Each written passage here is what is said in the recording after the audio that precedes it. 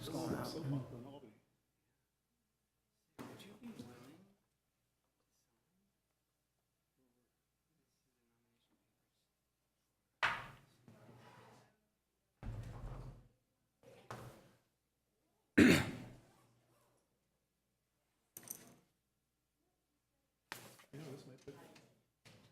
People say my name. Put that.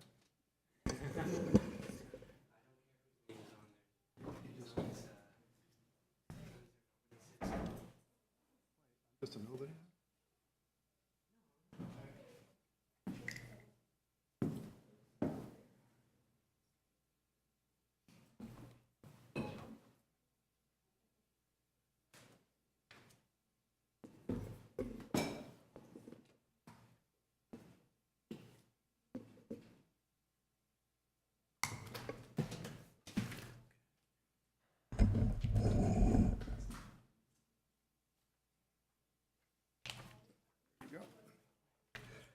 I don't have anything in the minutes, do you? Well, good luck. It's going to be an interesting race.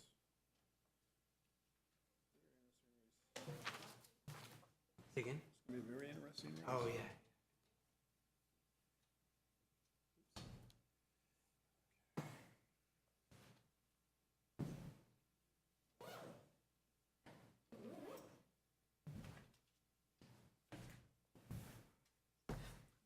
Would you like a piece? Oh, with that one. If you'd like, there's Is a little more, David going to be here today? but help yourself. I'm gonna get a glass of water, I'll be right back.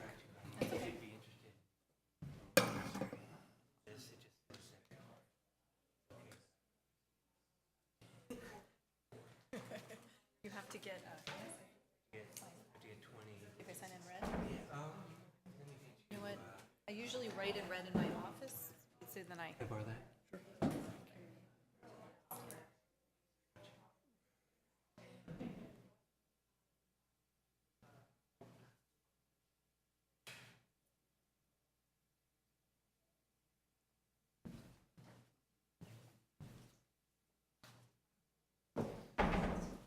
David's absent, I think. Wisconsin, he said. Wedding. Our video team has reminded me to remind you to speak into the microphones. Me? Oh, all of you. All of us, okay. But leaning back sometimes kind of, Yeah, yeah. Yeah, Nick's the only one who is really conscious of that. And he puts his finger, you put your finger on the mic to remind you, it's good, no, it's good. Question I'm going to have, I'm not sure I want to take this off the consent calendar, but Tevlin? Isn't there CC&Rs on Tevlin? you'd have to ask her. Because that was that's a whole neighborhood thing in Yeah. condos. There probably are. There is a homeowner association. Yeah, so I don't know about this modification, whether, we would have to go through a homeowners.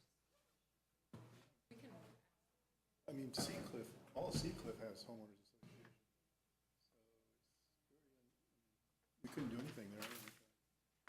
It's not our responsibility to bring that up, is it? Well, we approved the project. Why? They have to go through the homeowners association separately. They should go to home.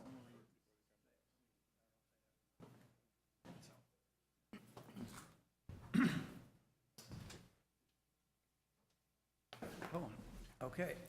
It is a little bit after 7 o'clock. So let me call the meeting to order. This is the Planning and Zoning Commission for the City of Albany, July 23rd, 2014. First item on our agenda is the Pledge of Allegiance. So please join us. Thank you.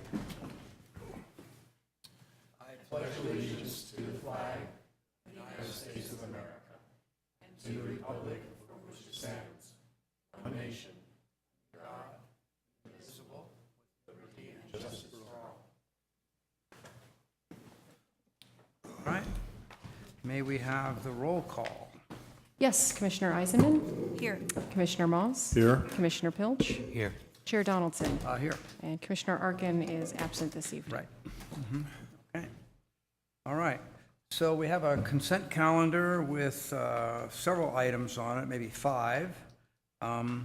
The one of which is design review for a roof line change at 1086 Tevlin. Another one is the project at 941 Jackson, and that project is simply for a continuance to a date uncertain. And then we have 3 minutes from our P&Z meetings in February and March. Anybody who wishes to can pull any of these items from the commission, or from the consent agenda, if you'd like the commission to discuss them individually. If there's anyone in the audience can, or any commissioners. Is there anyone who'd like to pull any of these items from the agenda? I don't see anyone. So I will accept a motion to approve the consent agenda. And Stacy? I will abstain from item A. Okay. That is, so Stacy will abstain from the project on Tevlin. I'll go ahead and move the consent calendar with that exception. Okay, is there any, a second? Second. Nick seconds. Okay, all in favor? Aye. Aye. Aye. And Stacy is abstained on the Tevlin Street project. Okay.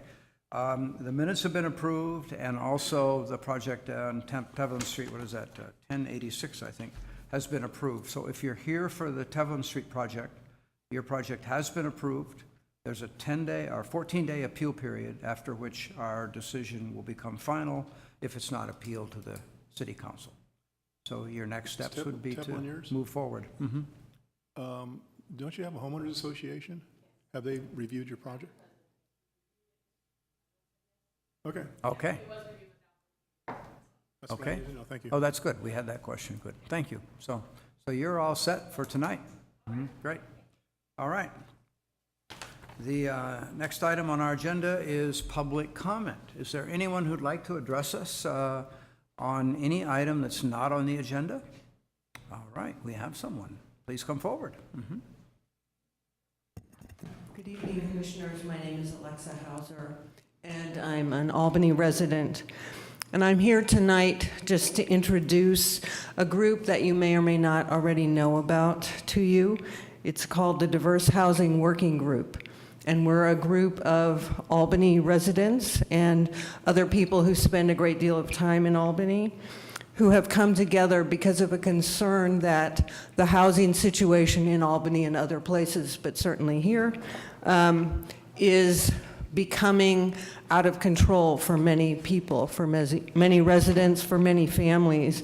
And we would like to see the establishment of policies and practices in our town which allow for a much broader diversity of housing resources. I've got a letter here introducing ourselves to you. Okay. And I just like to read out our mission, our core belief, and our advocacy. So our mission is to engage and educate local individuals and organizations about the need for more diverse housing in Albany, resources in Albany. We believe that a strong community includes people from all walks of life and income levels, and we advocate for the inclusion and implementation of policies and actions to support diversity of housing resources, including housing for people with low, very low, and no income. In the 2015, and now I know 2023, housing element. Apologize for that error. And we have groups working in communications, in creative ways to approach housing resources, in working with the city to plan a symposium that includes developers so that we can learn what it is they would need us to provide in order for them to develop in Albany, and an attitude survey of the community. I am one of 2 representatives who will be regularly attending your meetings on behalf of this group so that I can serve as a liaison between the work you're doing and our group, make sure we're up to date and advocate for the things that matter to us. So thank you very much. Great. Thank you. I think we're glad to know about this, and appreciate your presentation. Is there anyone else who would like to address the council under the public comment period? All right, seeing no one, I will, Commission, we're not a any council. commissioners? No. Council? You said council. Council, oh, commission, sorry. I just wonder if we're doing a coup and taking Right. over. You locked it up. Okay, so public comment period is closed, and now we have the next item on our agenda, which is a presentation on the housing element. And I'll turn it over to staff. Barry, are you going to take the lead on this? I am. I don't know if there's anything that you guys wanted to say up front. Good evening. This is the 14th in our series of study sessions for the general plan. I did a count the other day to see where we were with that. This evening we have kind of a double feature for you. We're going to do an introduction to the new housing element update process, and it'll be more of a process discussion than a content discussion because you've had many discussions about content. This is really more to say, this is what we need to do during the next few months to get a new housing element adopted for the next planning period following the adoption of the current element for the 2007 to 2014 period. I'm going to go through that presentation and then take a pause for commissioner discussion and comment and any public comment on that particular item. And then when we get through that, we have a second module, if you will, on the conservation and sustainability element. And again, I'll walk through some PowerPoint slides and then turn it back to the commission and public for any comment on that material. So if I may, I'll continue with the first part on the housing element. This essentially is just a recap of what I was just describing, that there are these two parts. We are going to give you a quick recap of the community open house that took place last night on the housing element. And with respect to the conservation and sustainability element, we'll give you a recap on the feedback from the Sustainability Committee who reviewed that document last week. So again, you've seen this slide before in other PowerPoint presentations that I've done. This is the quick synopsis of what the housing element is. It's a mandatory element of the general plan that expresses Albany's policies for the conservation of existing housing, the production of new housing, and specifically the development of affordable housing and housing for persons with special needs. It is the only part of the general plan that's subject to review and certification by a state agency. That's the Department of Housing and Community Development. The only part of the general plan that covers a fixed time period. In this case, it's an 8-year time period. The new housing element will cover January 31st, 2015 to January 31st, 2023. If the city does not have a certified element, it's subject to a variety of legal issues and the loss of eligibility for funding for some of the programs that are very beneficial to the city. So it's in our best interest to have a certified element.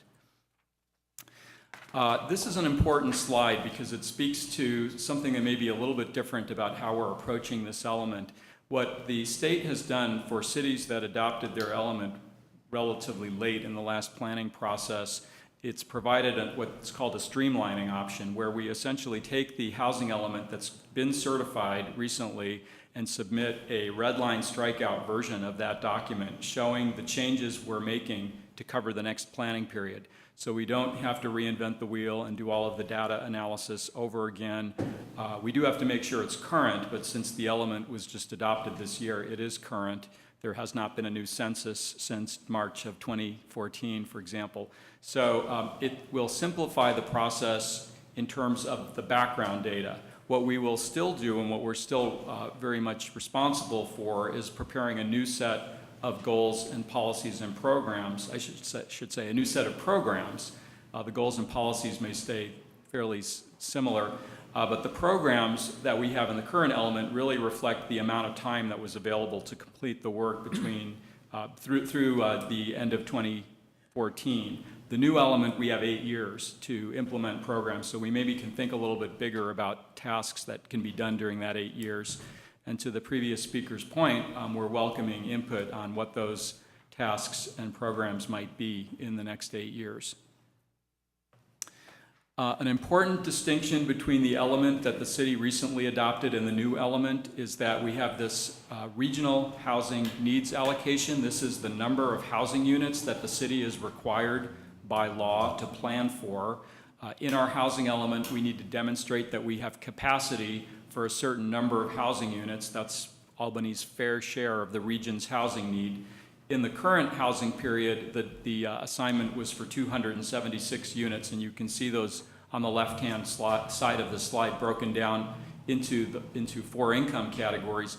On the right side, you see the assignment for the new period, which is about 20% higher. So in each of those categories, the number went up a little bit. It actually went up highest in the above moderate and the very low income categories, kind of the opposite ends of the income spectrum. But the total number in the new element is 335 units. So it's gone up by roughly 60 units from the last assignment. This is, again, a slide that you've seen before in other presentations. It's just a recap of the capacity of the housing sites in the existing housing element. We've identified the potential for 170 units on multifamily or mixed-use sites, mostly along San Pablo Avenue and Solano, and on a few of the underutilized parcels in the R3, that's the multifamily zone.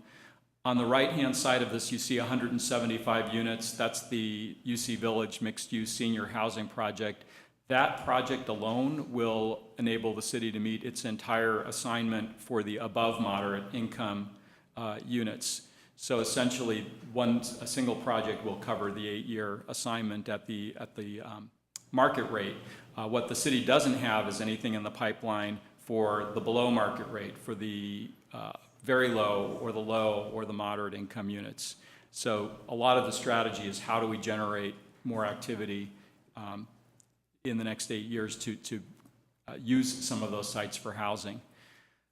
Again, this kind of reiterates what I was just describing, that the remaining RHNA, the portion that's for moderate, low, and very low, can be met on the housing opportunity sites that we've identified. That's 159 units in that assignment, and 170 of capacity has been identified. But we feel that because the number of units for Albany has gone up, that we should look for possible new housing sites in this element that were not included in the last one. And we'll take some thoughts from the commission and the public on where else we might think about housing opportunities that were not included last time on the list of sites. The other thing we have an opportunity to do here is look at second units as a resource for primarily for low and moderate income housing. You've already approved, since the adoption of the last element, some changes to the second unit regulations, but during our discussions last year, we talked about some more aggressive changes to the second unit regulations, and those might be part of the conversation that we have in the new housing element. Just to recap, these are the 5 housing goals that are included in the current adopted housing element, and again, it's housing preservation, housing production, housing for persons with special needs, removal of constraints, and promoting equal access. Under each of these goals, there's a set of policies and action programs.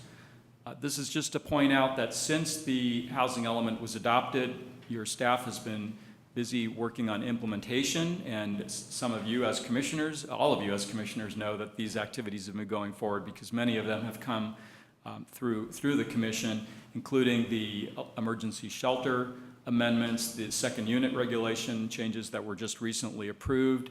There are a couple of other things. There's an inventory of second units that's been finished, a survey of second units that's underway. As the previous speaker mentioned, there's been coordination with the Diverse Housing Working Group. The homeless outreach and engagement process that's been going on is continuing. Measure B Parking Task Force, you've been briefed on that. Some of you served on that task force. And finally, the city received a grant to do a parking study, and that'll be something that takes place in the next year, which will help make decisions about parking. There are a couple of actions that are expected to come before you before the January 31st, 2015 adoption of the new housing element. I've tried to lay those out here. A few of those are zoning amendments relating to minimum densities, allowances for single-room occupancy structures, the elimination of the use permit requirements in the R4, which is the residential towers district. We talked a little bit about the modifying ground floor retail requirements at some of our housing element meetings earlier this year. That will be coming back to the commission for discussion through zoning amendments. And the clarifying of parking standards is another item. This is for affordable projects. So we also expect that there'll be a policy to formally and explicitly allow fee reductions and expedited permit processing for affordable housing projects that comes to the commission and the council before the next housing element. So there is motion, there is activity. A lot of what's in the current housing element will be achieved by the beginning of the new housing period. We, again, as I said, we have 8 years to look forward to in the 2015 housing elements, so we have an opportunity to maybe think a little bit bigger. These topics that you see listed here were all brought up by the community and by the Planning Commission during our work sessions in late 2013, early 2014. More changes to the mixed-use regulations, more education and outreach on housing, ongoing assistance to the nonprofit development sector and communication with developers about opportunities in the city, taking another look at our inclusionary zoning requirements and perhaps looking at doing a nexus study to see if there might be an impact fee for affordable housing in the future, more changes to the second unit regulations, the ballot measure on parking, which is a recommendation from the parking task force, and finally, more incentives for affordable housing. You can see the focus here is really more, it's on affordable housing. I think that's because the community has really identified that as the greatest need, not just because we have a single project that's going to completely take care of the market rate need. I think that there is still a need for market rate housing too in the city, RENA numbers aside, that is still part of the program for looking forward. The next steps in this process, we're planning what we're calling a symposium. You might call it a workshop. It's what we're hoping to do in late August or early September, and probably it'll be early September, is bring together some experts in the development field, nonprofit developers, people who may be involved in different housing types, and create kind of a panel discussion, invite the whole community to come, have some Q&A, and really get some good discussion about what Albany might do to stimulate development in the city. We are looking at a pretty aggressive schedule with this new draft. We actually don't have a lot of time before that January 31st, 2015 deadline. And the commission may recall that we have to submit a working draft of this document to the state before we adopt it. So we have to allow time for that to take place as well. So we are looking at bringing a draft to the commission probably at your September meeting, your second September meeting, if not your first October meeting, so that we can get a draft to the state for their review. And again, there will be opportunities for continued input and comment while this draft is at the state. Mostly we want to make sure that it meets the requirements that they've set forth. We feel that it will because they've just reviewed it about 4 or 5 months ago. So the state legislation has not changed since we submitted our last element. Oops, so this is actually the next module of discussion. So I'm going to stop with that and turn it back over to the chair for any further conversation. I do want to add, I said I would provide a quick recap of last night's meeting, and I may ask the chair to do that because he was present at that meeting, and I thought we had a good discussion of some of the housing issues that were covered in this presentation. And a lot of the feedback that I heard was, don't just do the housing element to meet the state requirements and to make sure we can tick the boxes and say we've satisfied our RENA. Think big, think outside the box, look at some new options, look at some really innovative solutions to meeting our housing needs, and keep at it. Thank you. I agree. Any questions of Barry from his presentation? Go ahead. Yeah, I just had one in the, do you say RENA, RNHA for cycles 4 and 5? You mentioned that the above moderate and very low went up more than the middle two categories. Why did the above moderate go up more? The above moderate went up more because Albany's median income is below the county average. The formula has a lot of complicated metrics and basically says that if you have a higher number of lower income people in your community, you get to provide more market rate and above moderate income housing. The formula is that ABAG uses is triggered or set up to equalize income across the region. So the communities that have the biggest very low assignment are the most affluent communities.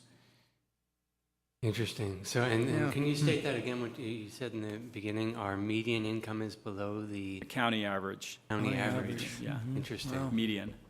Yeah. Well, we know from the census data that we're really very diverse economically. We have about a quarter of our population in each of those income groups, which is I thought was very interesting when I saw that.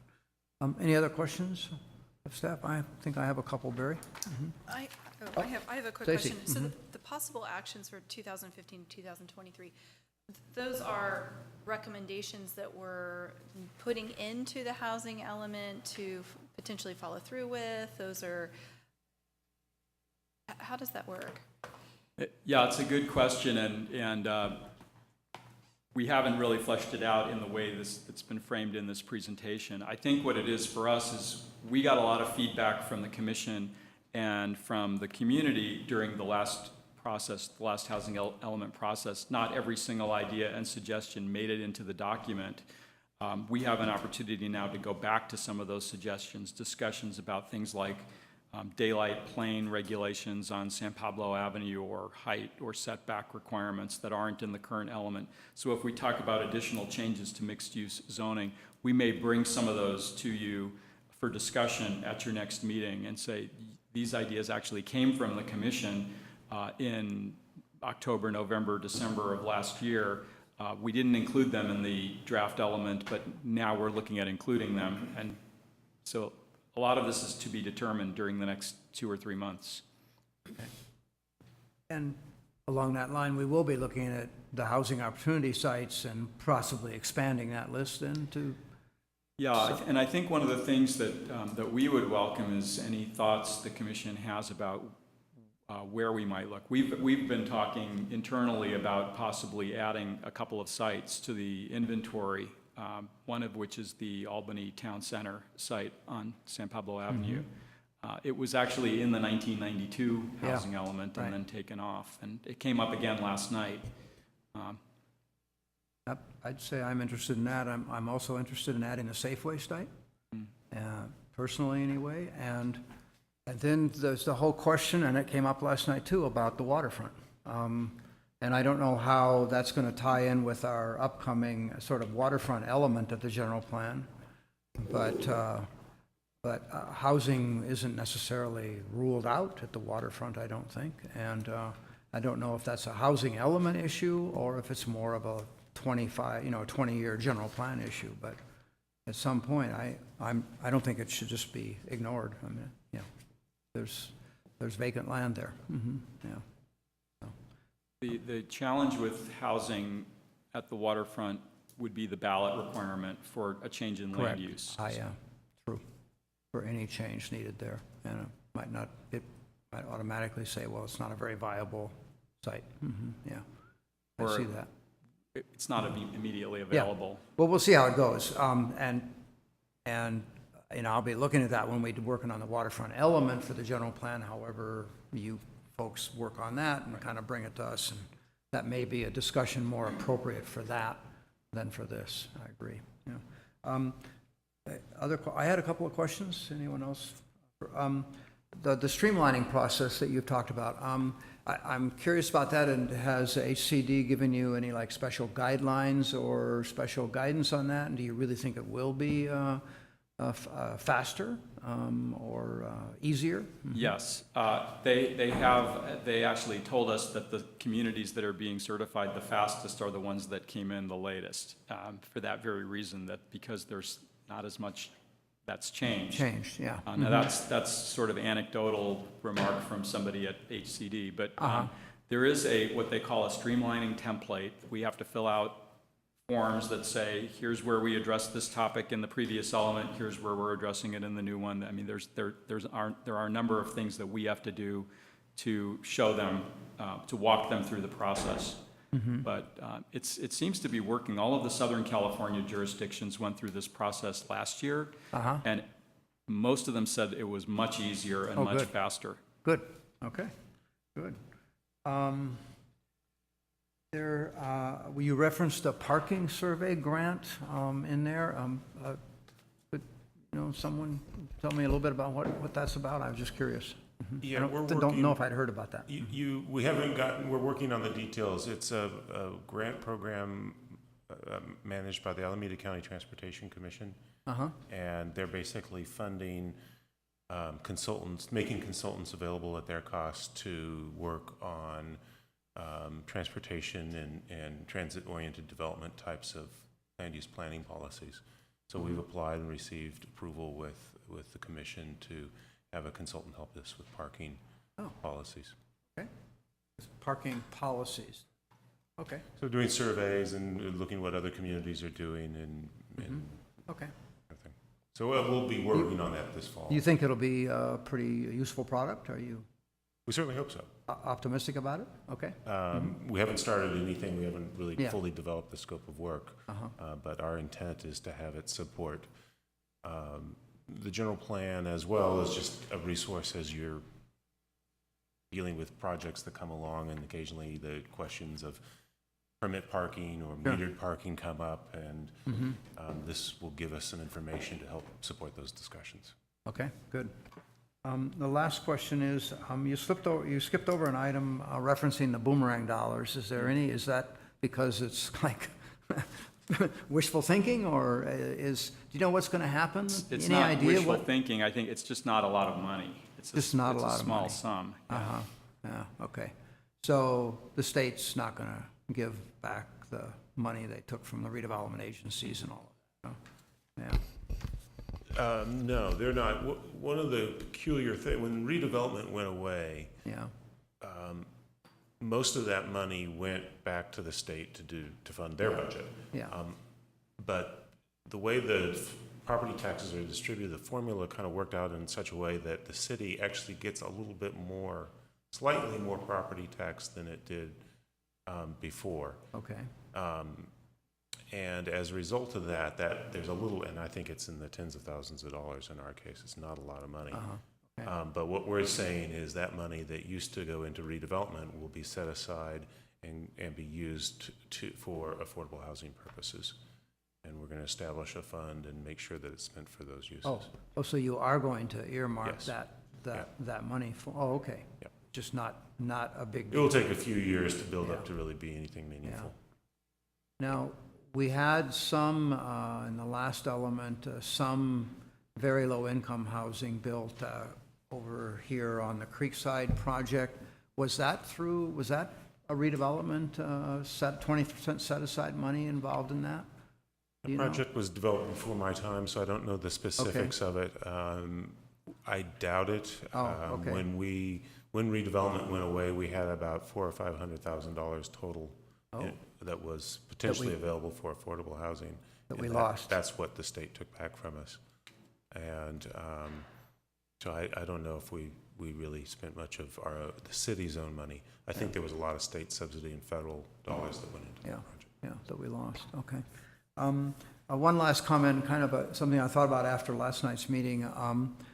Years ago, when I was on the commission and we approved the 727 San Pablo house project that had some inclusionary housing in it, or density bonus housing, I don't remember which. At one point, they came to the commission and they said that we would like you to allow us to buy an existing apartment building and make that, and subsidize that subsidize the rents on that so they would qualify as low or very low income housing.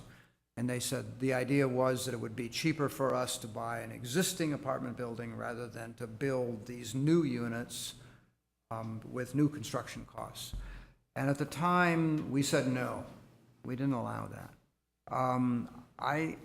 I think for various reasons, and I don't even remember how I voted on it, but I now think that that maybe is still an idea, and I don't know how that could come about, but that is something that might make it easier for developers who have a low-income housing obligation to their project to provide those units by subsidizing units in existing buildings. And I don't know if other people do that, or if that's acceptable, if that's considered to be, you know, good housing, or, but anyway, there may be a lot of questions about that, but I think it's an idea that needs to be somehow looked at.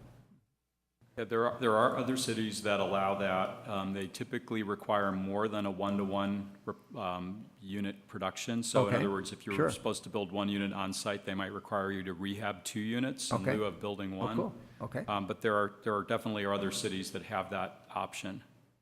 Well, I say, let's look at that as a tool in our overall toolbox for providing more affordable housing. Any other questions on the housing element? Okay.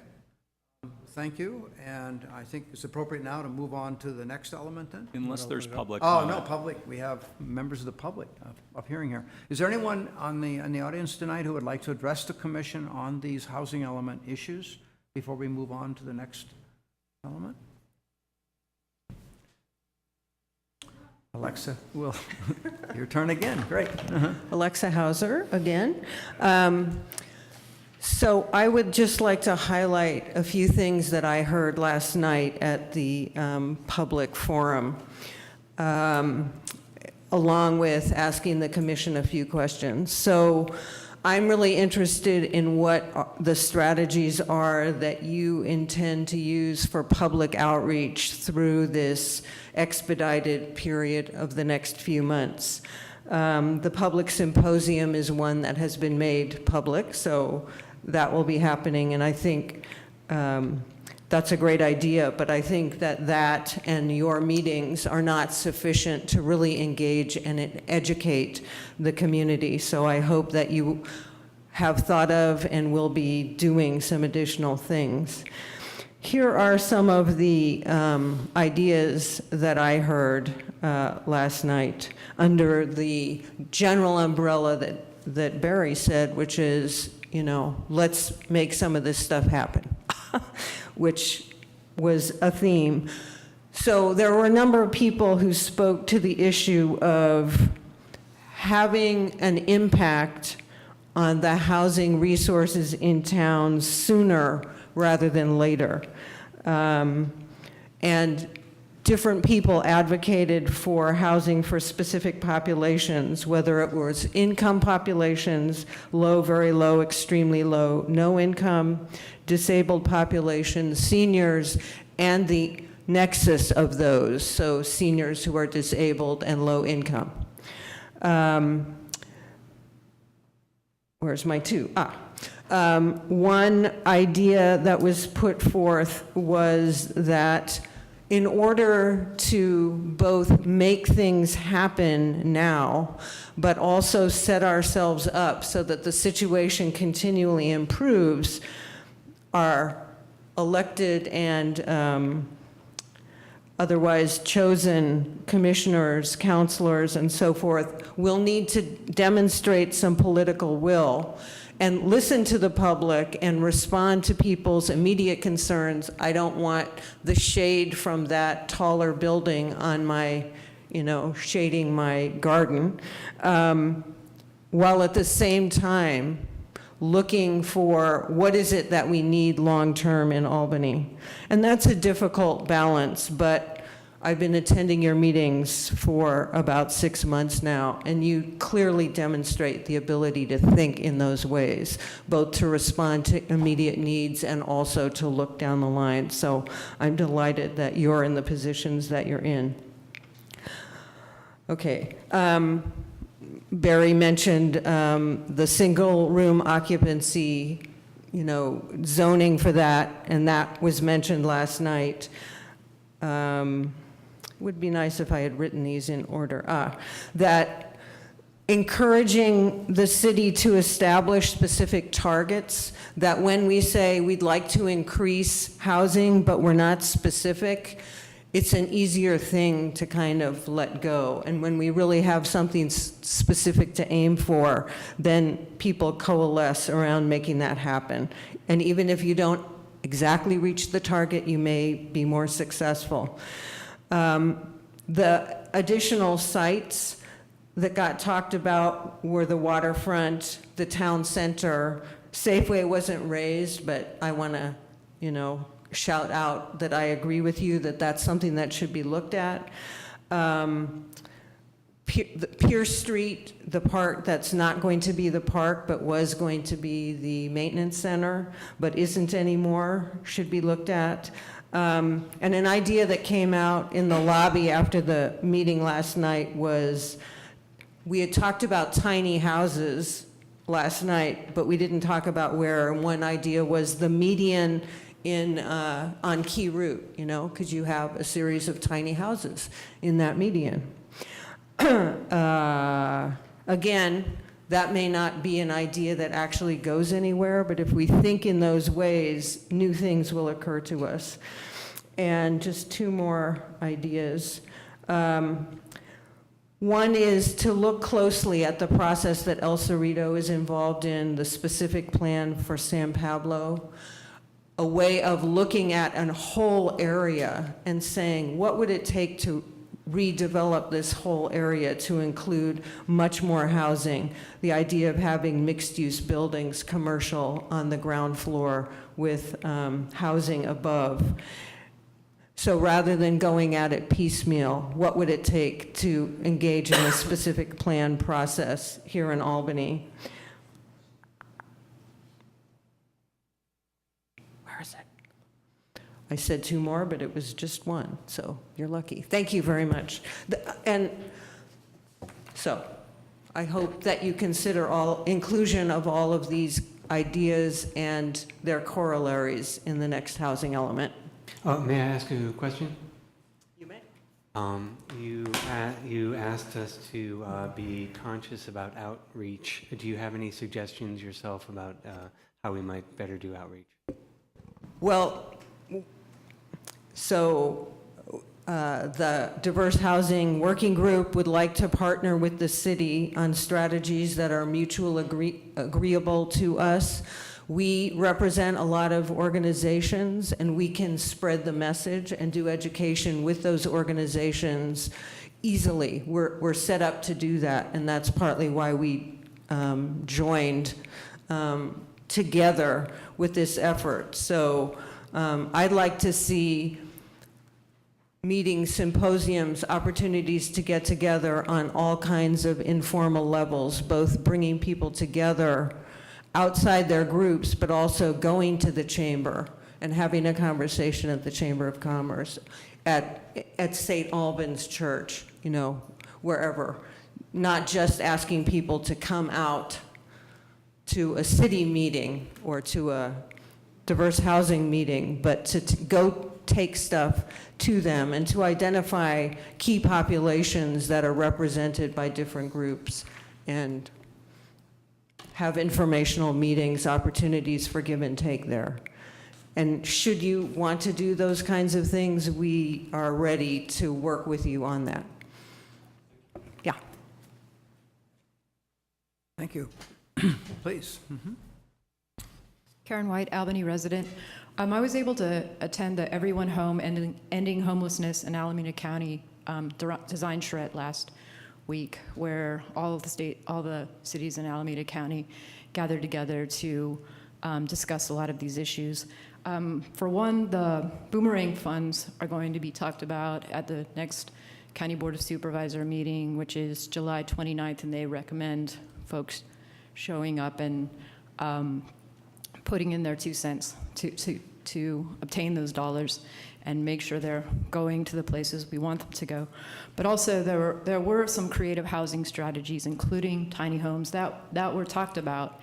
And especially one of the facilitators there was from Portland and knew of Dignity Village, and I just wanted to throw that out there again because it's destined to be more acceptable and accessible to homeless folks because it is self-governed by homeless folks. And it's a model that had started as a tent village, but now is made of small structures, naturally built, some of them, and has quite an infrastructure and, very little crime and all of the things that you generally associate with marginally housed people. So there's also these recommendations that I have I can share with y'all of what came out of that meeting. This has my notes on it. Maybe I should make a copy and give it to someone, but I don't know whom I should give it to. Okay. All right, I'll get your name later and figure out how to get a hold of you. Thank you. Good. Thank you. Anyone else like to address the commission on the housing element work we're doing? Okay. Thank you. Now, Barry, I guess we'll go to the sustainability element. Great. And again, I'll go through Conservation. this pretty quickly so that there's maximum opportunity for discussion.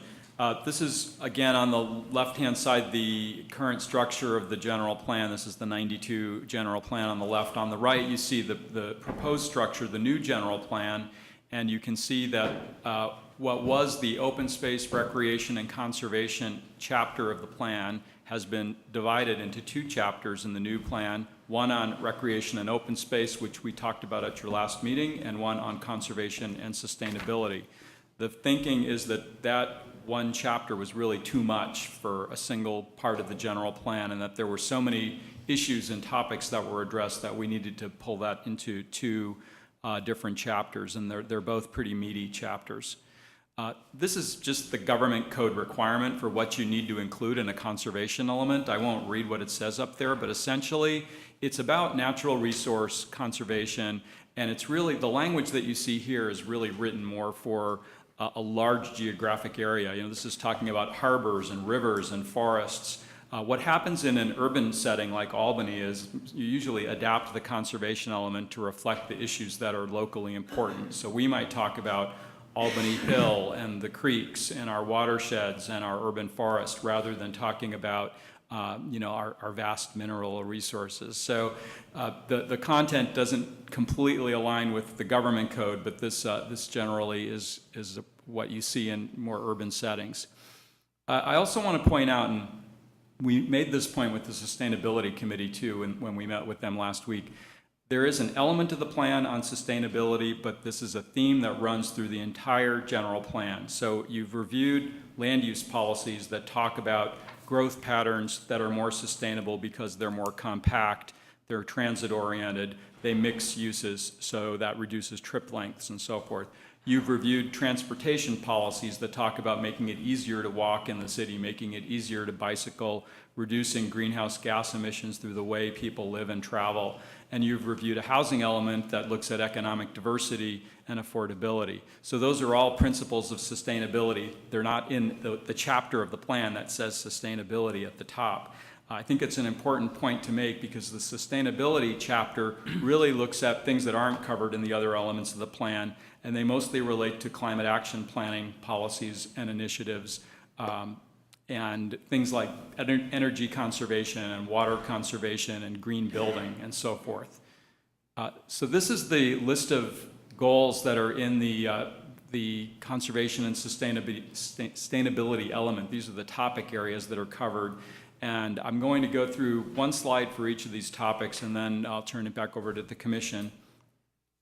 The first goal is to protect and enhance the natural features that define Albany's environment, including the waterfront, wetlands, creeks, and Albany Hill. You can see the topic areas that are addressed here deal primarily with the unique natural features that define Albany. So there are policies on all of the topics here. I will point out that the bulleted lists, those are not policies. Those are just little snapshots of what the policy actually is. Each policy is a couple of sentences long, and this is our best effort to summarize those in a couple of words. But creek restoration is a big policy thread. Environmental education is another one, and there are a number of existing plans that deal with Albany Hill. We've incorporated those into this goal. The second goal is to expand Albany's urban forest, and again, we've incorporated policies on street trees, tree preservation, bay-friendly landscaping, protecting the plant communities on Albany Hill, abating what we're calling hazardous trees. These are trees that pose a threat to life or to property, and that's defined in the text, and encouraging tree planting on private property. The third goal is to undertake local efforts to improve regional air and water quality. Some of these are related to transportation, things like reducing vehicle miles traveled and implementing the clean air plans that govern clean air in the Bay Area. There are a number of water quality programs that the city already participates in, and we've tried to frame those as policies relating to things like eliminating non-stormwater discharges to storm drains, promoting low-impact development, in other words, pervious pavement, green roofs, rain barrels, cisterns, and so forth, and then other efforts to improve water quality and reduce stormwater runoff to creeks and to the bay. The fourth goal is to protect and enhance Albany's plant and animal habitat and related biological resources. So this goal really deals with wildlife and plant life in the city. The various policies speak to things like the monarch butterfly roosting areas on Albany Hill, the Hoffman Marsh area, and the wetlands along San Francisco Bay. There was a suggestion from one of the commissions to have a dark sky ordinance to reduce light pollution and to include that in this section. And then just generally looking at impacts on wildlife habitat and plant habitat when projects are proposed in the future.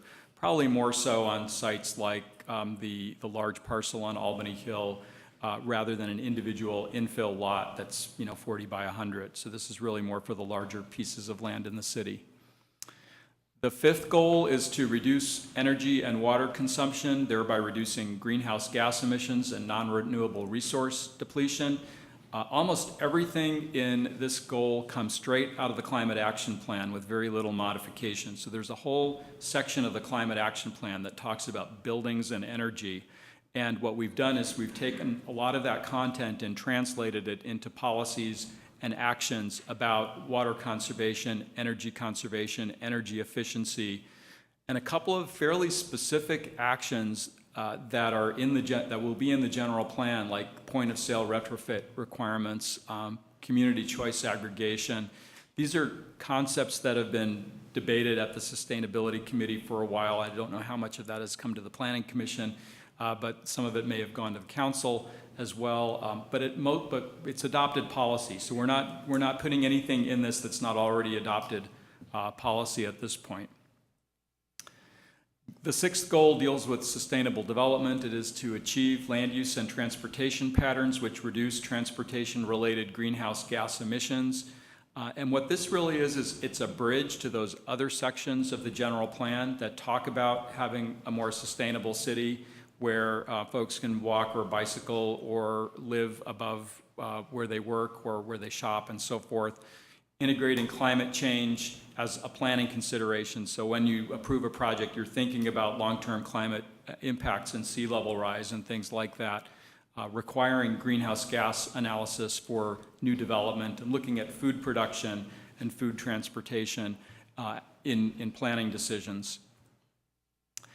And finally, the seventh goal is to eliminate the landfill disposal of solid waste, working toward a zero waste target. This incorporates some of the existing city policies on waste reduction, and not just waste diversion, but waste reduction. So some of it is how do we reduce how much waste goes to the landfill, but then there's a bigger picture question about how do we reduce waste overall. Education and outreach is a big component of that. Household hazardous waste reduction is another component of that. The sustainability spent about an hour and a half on this, and I think that a lot of this resonated with them and meant it was something they wanted to talk about more. And so what we agreed to do at the end of that meeting is to come back to them in September with some revisions based on feedback that they gave. I can run through this real quickly. They would like to add a new goal on environmental leadership. There's a policy right now that talks about Albany being a regional leader in environmental protection and stewardship, and they felt that that was really more of a goal than a policy, and that there could be a bunch of policies that speak to how Albany is a leader and can continue to be a leader in some of these topics. They would like to see a greenhouse gas reduction target incorporated into the general plan. There already is a greenhouse gas reduction target, but it is only through 2020. This is a 2035 plan, and so there was some discussion about including a greenhouse gas reduction target that's longer term in the general plan. Some concern about vague policies when we talk about conserving Albany Hill. What does that really mean? Is that going to get the city in trouble if there's a vague policy like that when somebody comes in and says, well, I'm conserving it this way, and no, we meant that conserving means this. So clarifying some of that, teeth to the policies, again, sort of similar issue. There was some interest in cross-referencing public health issues, specifically indoor air quality, use of leaf blowers and gasoline-powered diesel equipment, and what effect that might have on air quality and health, residential development next to the freeway, things of that nature. Explaining the rationale for policies that implement state and federal regulations. There was some question about, well, why do we need a policy that says implement the Federal Clean Air Act? Don't we have to do that anyway? What's the benefit to having policies? So we had some discussion about why it was either good or not good to have that kind of language. Interesting discussion at that meeting about how the so-called sharing economy gets reflected in the general plan, and this was a bigger discussion than just the sustainability element. The particular focus that they had was using sharing of items as a way of reducing waste. So sharing of clothing, for example, and recycling clothing and that sort of thing, instead of landfilling clothing, or other areas where sharing of goods might reduce consumption, thereby reducing waste. It was a fairly high-level discussion on that topic.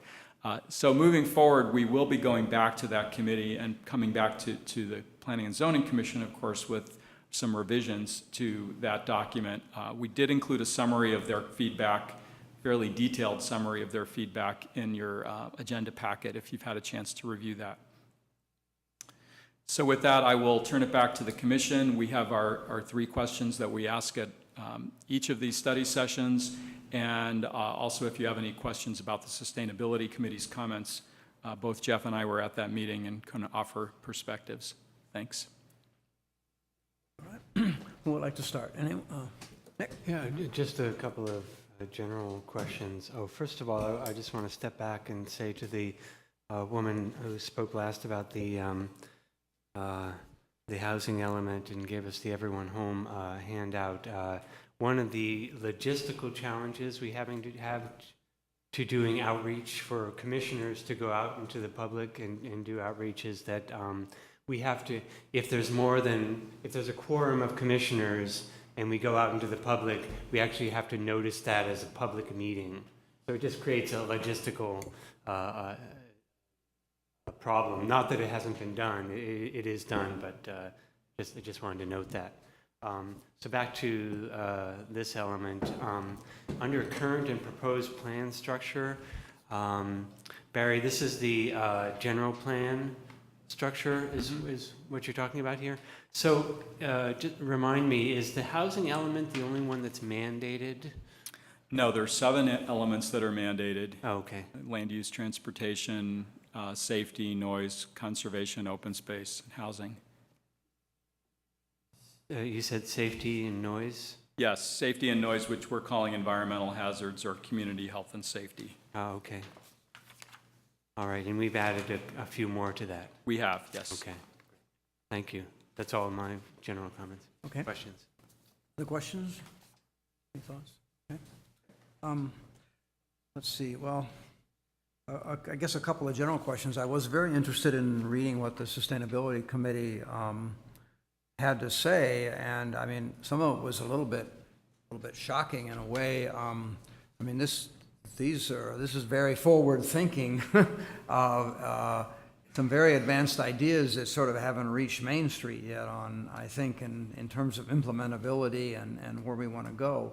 And there may not be ideas that I'm against, but I thought it was very interesting input, and I'm real interested that they said, we're not done, we want you to come back.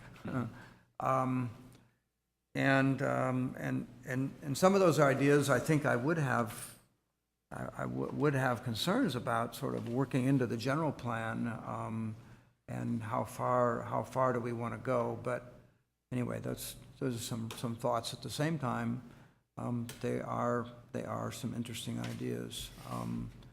Similarly, on the housing element, we're supposed to look at housing opportunities, but we have people that are suggesting we should actually set some targets on homes. It's like, and the Sustainability Committee is saying, well, they're saying, well, we should actually look at not just waste diversion, but a change in waste reduction and a sharing economy, which implicates kind of a change in lifestyle there.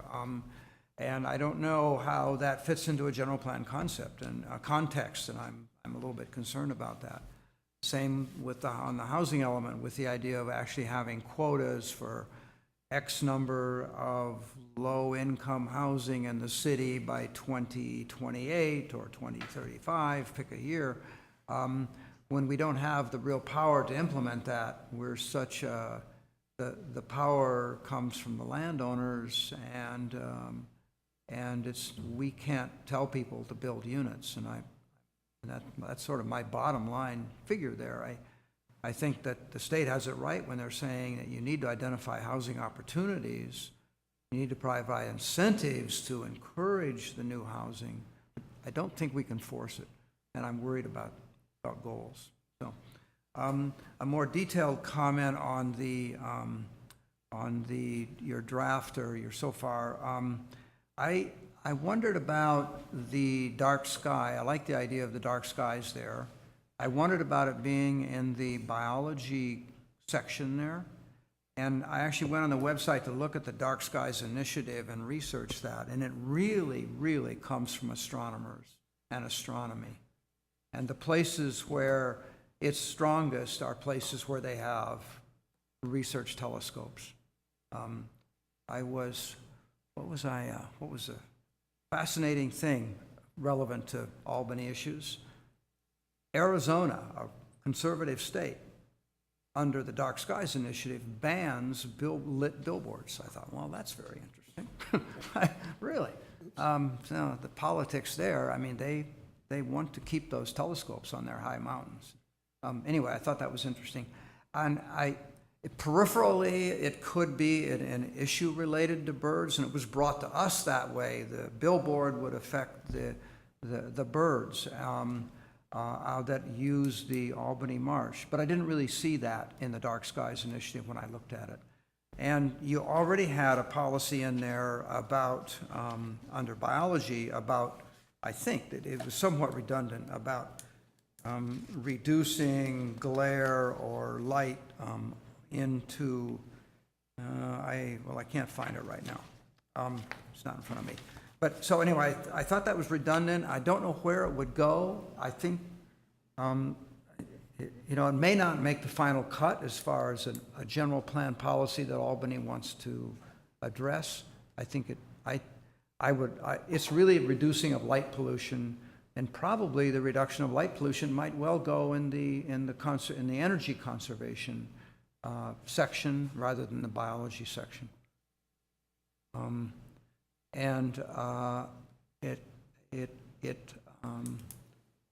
Having seen people who were, opposed to issues on the waterfront use the light pollution issue as a harm to birds kind of thing, I'm sensitive to that. And I think we have a policy in there about reducing light pollution that's workable and is one that can be studied in an environmental report or whatever. And that the Dark Skies Initiative in that position confuses things. What else did I have? Do we have an urban forest element in our current general plan? No, I don't think the No, words that's new, urban isn't it? forest That's appear in the new. current plan. I noticed that, and I thought, well, gee, that's good. I'm completely in favor of it, and I think we've come a long ways. And I think we could probably thank Tony Walcott for that. But it's that's good. I was really glad to see it there. Okay. Chair, other do you comments? think we want to take public comment Yes, before we get we too do. much farther? We do want- Okay. Before you This do would be a that, good time. Couple comments. Okay, Phil. I keep hearing this, and I don't mean to go too much into detail about this, but there already is state law on dark skies. And so, and it's very restrictive, and it spells out exactly what you're allowed and what you're not allowed to do. Even right down to the foot candle, the bleed over Yeah, foot candles. totally. So I'm always concerned about taking something that we're doing too far when state law already covers it in the Green Building Code. Yeah. So one of the things I was thinking is, if we're really this interested in this, then we should look at having somebody from the city of Albany sit on the committee for the Green Building Code to have a direct input into it. Yeah. Because Yeah. in a couple of years, and it's a 2-year cycle, and they just finished residential additions and redid the commercial. And we're just now getting into, it just was, came out and became law in July. And we're just looking at some of the restrictions on it are very, very restrictive. It's some of the issues we're looking at, we're not sure how we're going to be, as architects, meet some of those requirements. So Interesting.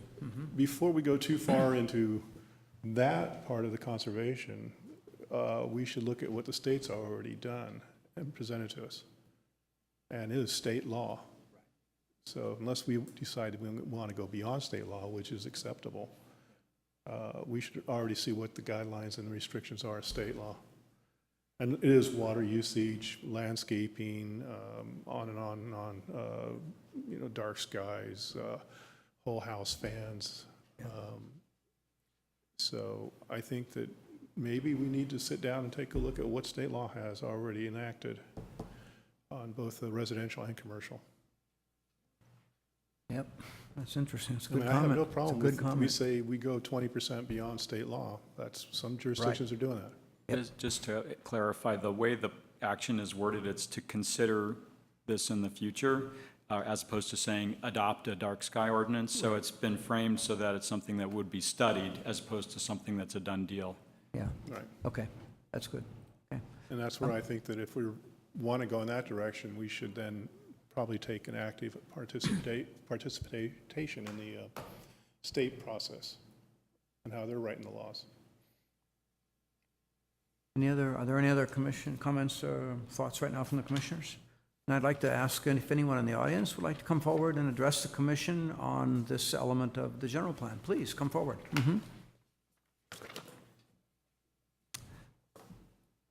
Hello, Commission and guests, 904 Carmel. This is the first I've heard of this idea of a dark sky initiative, and I think it sounds really exciting, or the possibility of opening this up.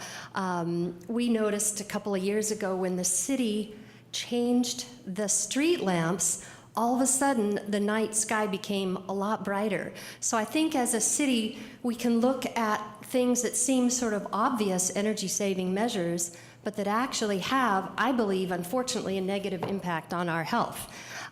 We would go outside at night, and all of a sudden, we were casting a shadow, literally a shadow at 12, at midnight.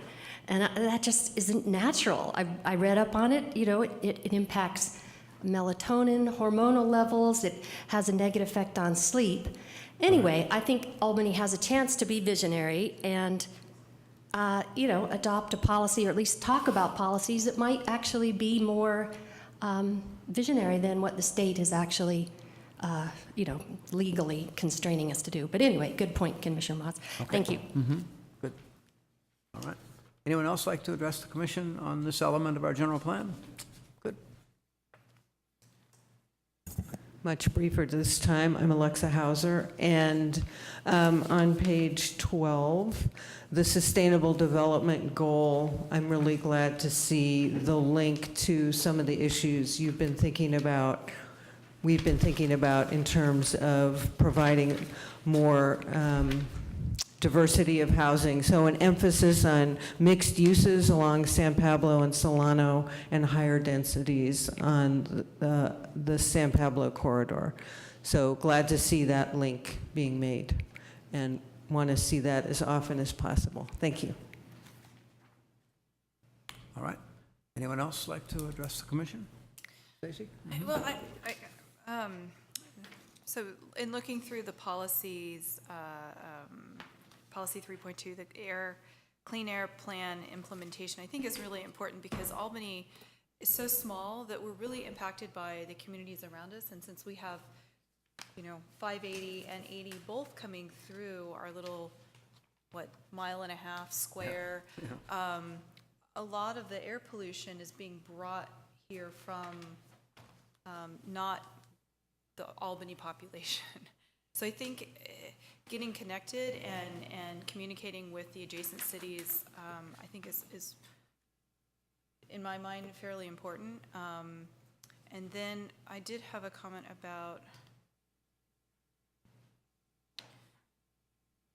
so my understanding, I could be incorrect about this, is that it's actually commercial and manufacturing that is creating more pollution than residential. In Albany, the proportion is more residential than commercial. And I'm just curious, when we're looking at sustainability, how are commercials, how are manufacturing, how are, if that balance is accurate. So I'm curious for a little bit more statistical information, because I think that should affect policy as well. That's it. Good. Thank you. An important dynamic. Okay. Any other comments? Just, excuse me, one comment on the urban forestry. I wondered if the people would be amenable to adding something here, an action, which would be to develop tree plans for our major streets. It's great that we have a lot of momentum behind planting street trees, but on our major streets like Marin, Solano, San Pablo, even Key Route, maybe big boulevards, if they're planted haphazardly with trees, it doesn't have quite the same character as if they were planned out and all planted with one or two species of trees. So I would suggest that as an action to consider tree plans for our major streets. Good idea. That's funny, I was also had a couple comments on urban forestry. I thought you were peeking over here. One of the comments I have is on your Protect Albany Hill plant communities. I'm assuming that's a native plant community as opposed to non-natives? That's one of those where the bulleted statement doesn't really capture the intent, because the intent is really more what the Albany Hill Creekside Master Plan does, which is it's really a prescriptive management of the vegetation. It's more complicated than just saying protect the native plants. Right. Okay, so incorporate that. And then a program for replacing sick or declining trees.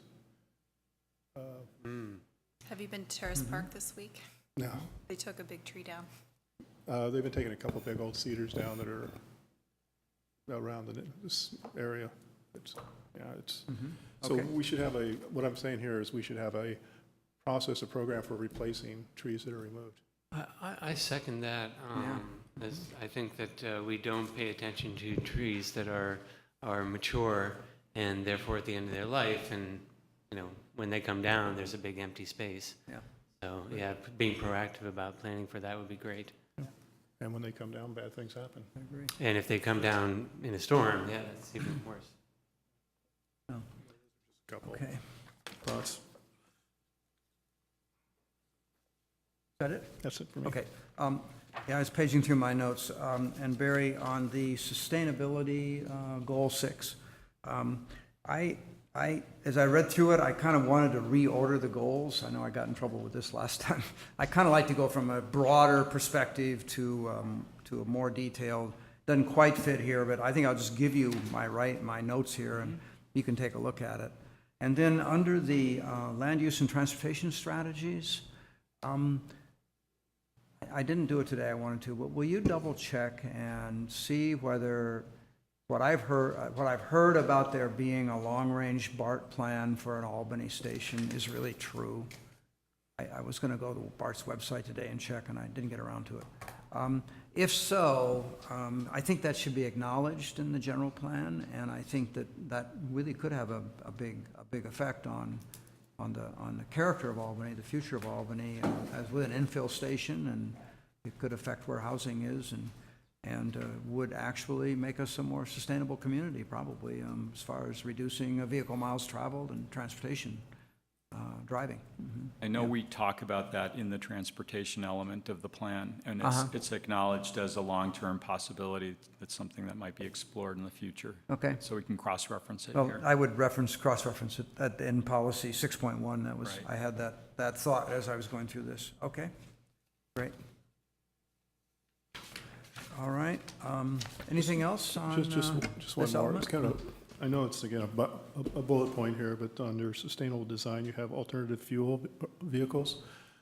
In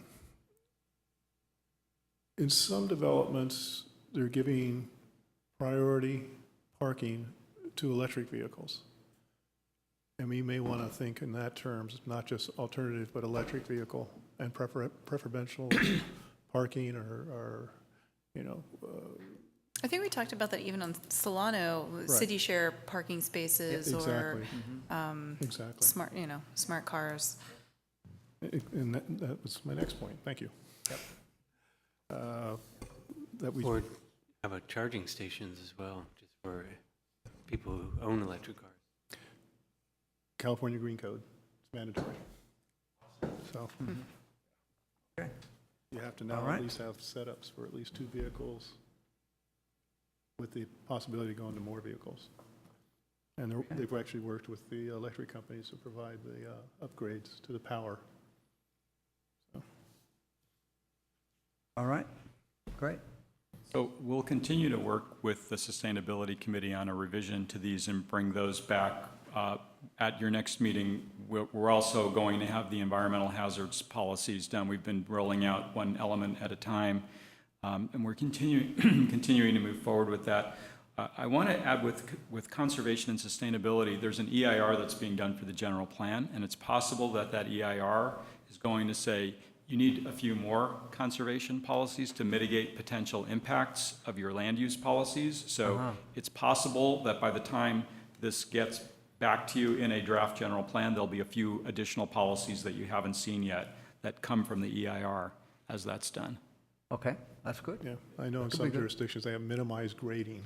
So you minimize the trucks and such. Okay, that's good. Great. All right. Barry, I'll just hand this over to you, the reordering of those policies in that Great. one Thanks. for your consideration. Okay. All right. Okay, so that concludes that discussion on our agenda tonight. Now we'd like to move on to more specific projects. The first one, if I have this right, is planning application 14020, which is the project at 911 Carmel. Do we have a staff report, Ann? Before staff report, I have to recuse myself for proximity reasons. Okay. All right. We're going to play some musical chairs here, so bear with us. Okay.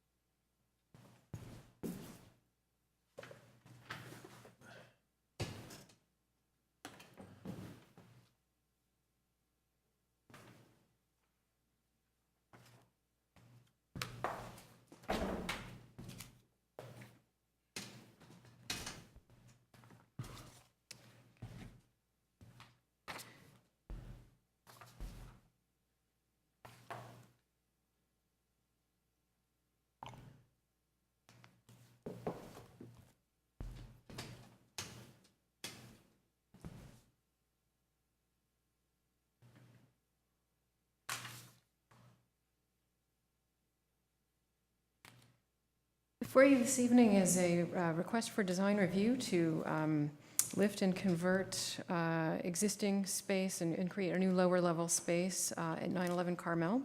The subject lot is 4,400 square feet with an existing 1,119 square foot, 2-bedroom, 1-bathroom home.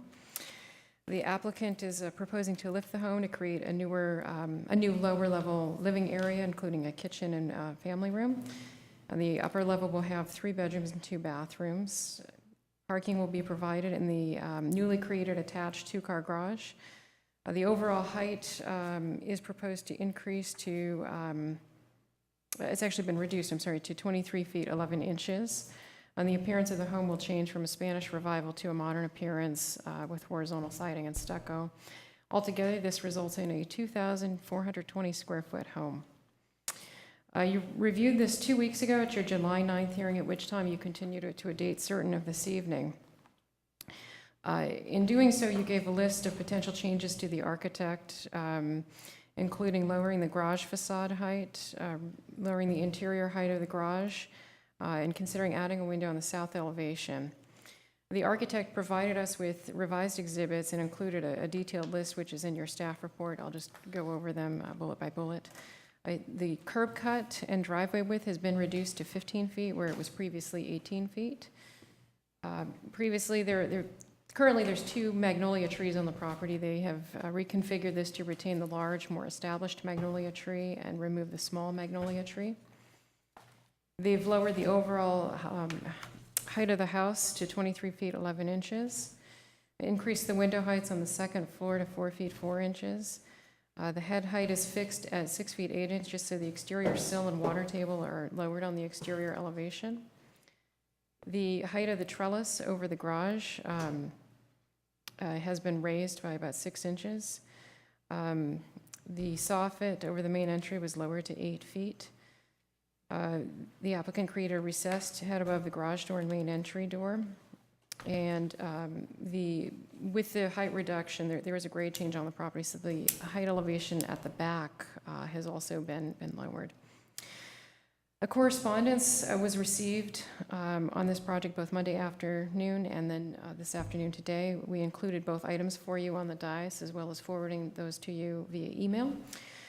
Staff believes that there's a good chance that if the project is approved this evening, it would be appealed to the City Council for further review.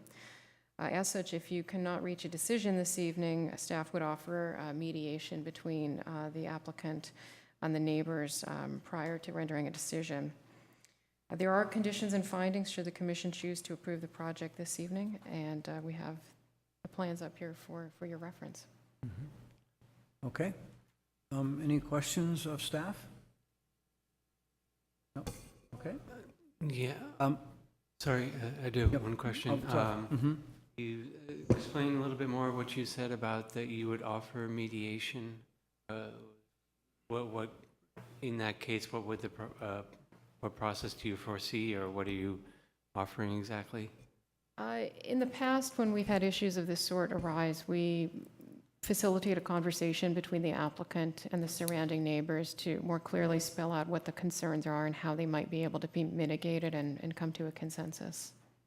And so that if you're saying if we did not take action tonight, that would be, or an option would be to not take action tonight and do mediation, but that would delay the approval of the project by quite some time then, since we won't meet again till September? Okay. And what leads you to believe that the project might, if we approve tonight, the project might be appealed to City Council? There was some mention of it at the last meeting Yeah. by a couple of the neighbors, which was why the commission moved to continue the matter to a date certain. Okay. In reading through the correspondence that was received, it sounds like there are still some issues of concern to surrounding neighbors. And just as a general point, when we do have an application that is appealed, we do try to mediate it even after the appeal is filed. That's been our course on any number of applications, okay. whether it be a residential remodel, conditional use permit, et cetera. Okay, great, thank you. Okay. Any other questions? No. All right. So let's see, I'd like to open a public hearing on this item, so 911 Carmel. Is there anyone? I have quite a few You have speaker speakers, cards. okay, Yes. great. So I will call 3 names at a time as your name is called. If you could line up here at the podium, and you'll be given 3 minutes to address the commission. The first 3 speakers are Ann Guess, Kevin Guess, and Keith Weinstein. Okay.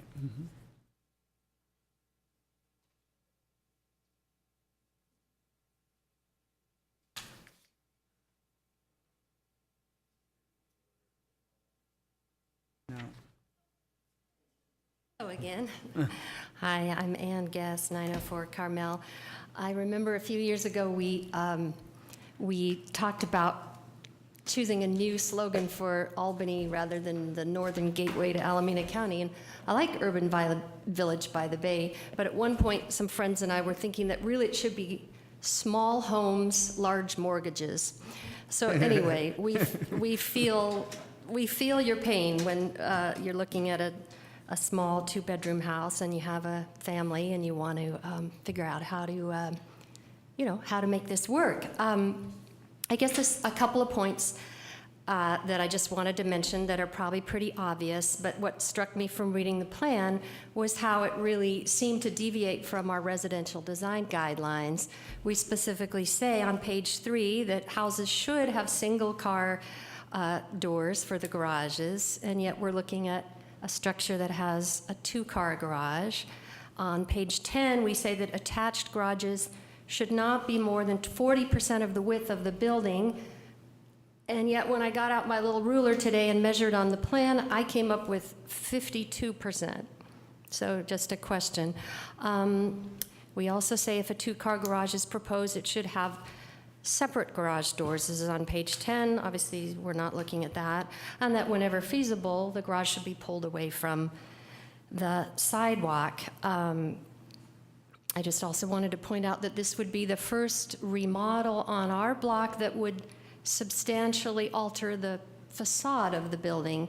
I think we've had some successful additions on our block, but they have increased their livability space by adding a floor in the back so that it's not really that obvious to the front, and it still maintains the front porch and that community feeling that we're striving for. The modern design is striking, and I think it would look lovely maybe in a different location, but this is a row of little Spanish revival bungalows, and I think it's going to just stand out. Anyway, and the 2-car garage, again, we're trying to kind of keep a walkable feeling in Albany and not celebrate the car. This isn't Hercules, it's not Pinole, it's not, we are a walkable community, and I would just encourage everyone to try to come to a solution where, to think about different design elements. Anyway, thank you very much for your attention.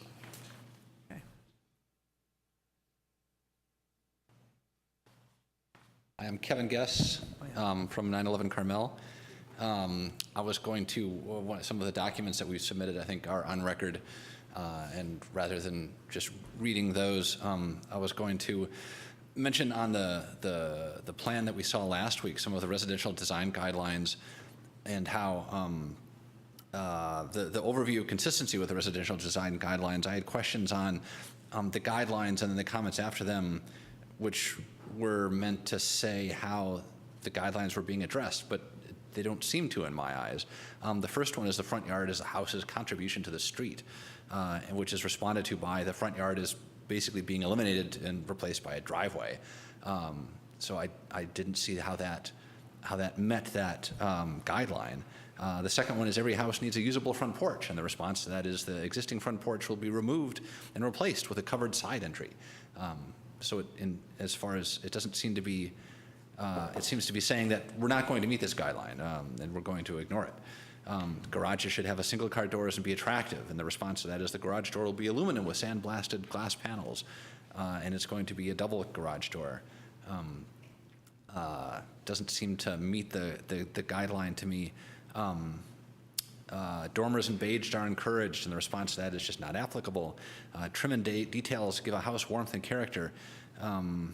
And the design itself, and I like modernist designs sometimes, but this one, it's modernist. There are no trim and details. It's very stark and sort of overwhelming. So I think I'm going to make my statement focused mostly on the design guidelines. I don't think are being met in a very explicit way. I don't think the responses to them on the design plan, I don't think they don't seem to me to be adequate. And if makes me wonder what the point of having the design guidelines is if they say, well, yes, these are the guidelines, and no, we're not going to meet them. Thanks for the time, and I appreciate the work you guys are doing for Albany. Thank you. Actually, I want to thank you as well for your letter. I guess two of you wrote the letter together, and the other letter today. Very well done, very well thought through, and prompted certainly a lot of thought on my part, and I really appreciate that high quality of input. So, okay. Next speaker. Keith Weinstein, 907 Carmel. Thank you to the commission for continuing it for 2 more weeks at the last minute last week. We appreciate more time to prepare and think about the big decision. And the more that we looked at it together and read the guidelines and the city code, we became more and more persuaded that there's something not right here, that there's specific language that says you have a mandate and it's up to you to decide how to fulfill it, but the mandate is specifically stated. And there's, just as Kevin has just said, it seems to my unarchitecturally educated eye that the mandate is being specifically overrode, and it left me sleepless for many nights, puzzled, confused, taking umbrage, and getting angry, which I certainly don't want to do here. But I am confused because it seems like the language specifically states all kinds of things that were wisely put together by the people who wrote the code and the guidelines to preserve a community feel in Albany, because that's what makes Albany such a precious jewel alongside our school system. And it seems like there's very specific language that's well put together, and it's just being flagrantly ignored. But of course, I'm not architecturally educated, and I don't have your experience. It's just from my point of view, beginning to become acquainted. I did look at the 50s modern style on Sonoma near the MLK library, and it is a beautiful structure, but it's massive, and it certainly wouldn't fit in our block. It's much bigger even than the one proposed. I had specific questions about whether city staff has looked at the FAR figures, particularly because an upstairs balcony and a front porch, which has 3 sides, should be included in the square footage. So I just want to make sure that the actual FAR is accurate. I wanted to speak to the tree. I'm glad that now there's 2 trees recognized. They weren't originally recognized on the architectural plan. There are 2 trees. We like them both. One of them is a 20-inch landmark qualifiable breadth. The other one is probably about 10 to 12 inches, but it's still quite a significant tree to all the children on our block, which you, if you tolerate it, we'll hear from briefly in the next few minutes. And the trees are beautiful. There's specific language that say preserve neighborhood character, City Code 20.12.050, to preserve and enhance the beauty of the landscape by encouraging the maximum retention of natural topographical features such as trees and natural plant formations, City Code. And then, of course, the design guidelines are even more specific. So there's language here written in for generations and more recently that say there's reasons to preserve the nature of the block and the look and appearance. My letter says it in more specific guidelines. I don't want to take more than my time. I'm happy to discuss if you invite me further. It does say variances are seldom approved. And especially it says that when the FAR exceeds 35% and goes up to the very maximum, a massive blocking structure at 55%. So you do have squeak room if you're deciding to throw your weight around. We certainly will appeal. The neighbors have spoken about it if it's approved at this stage, in the current circumstance. But we do appreciate that it was continued because it gave us a chance to speak more as a block and learn more about the considerations. Thank you for your time. Thank you. Any other speakers? Yes, the next three speakers are Michaela Weinstein, Amelina Lambert-Mullen, and Manny Lopez. Okay.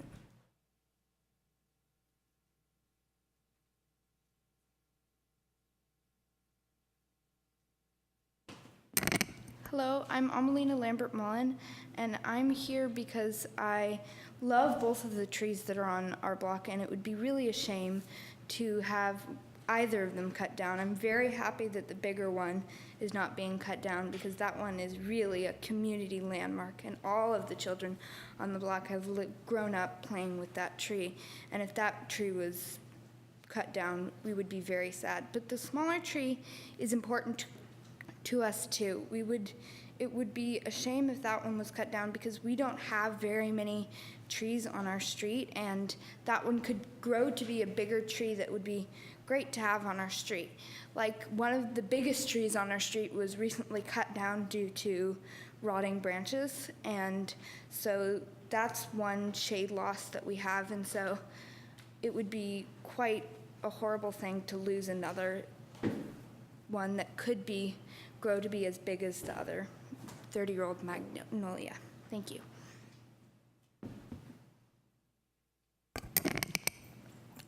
I'm Michaela. I live on 907 Carmel Avenue, and there's many kids who live on Carmel Avenue, many kids, and we all grew up, as Amelie said, playing with both of them, and mainly the bigger one, but also the smaller one means a lot to us too. And if that one was cut down, I'm sure there would be many of us who would be extremely sad. It means a lot to us. There's many generations of, teenagers, kids, toddlers, babies who grow up with that tree, and if that was cut down, it means a lot to us. So if that was cut down, it wouldn't be very good for us. Okay. Thank you. Good evening, Manny Lopez, resident at 913 Carmel, right next door to the property that we're talking about, 911. And if I could just request that Which side are you? we are on the south side South side. of Thank the you. property. But if I could have the earlier image to show, yeah, that one there. The main reason that I'm here is to state that on this side, right here,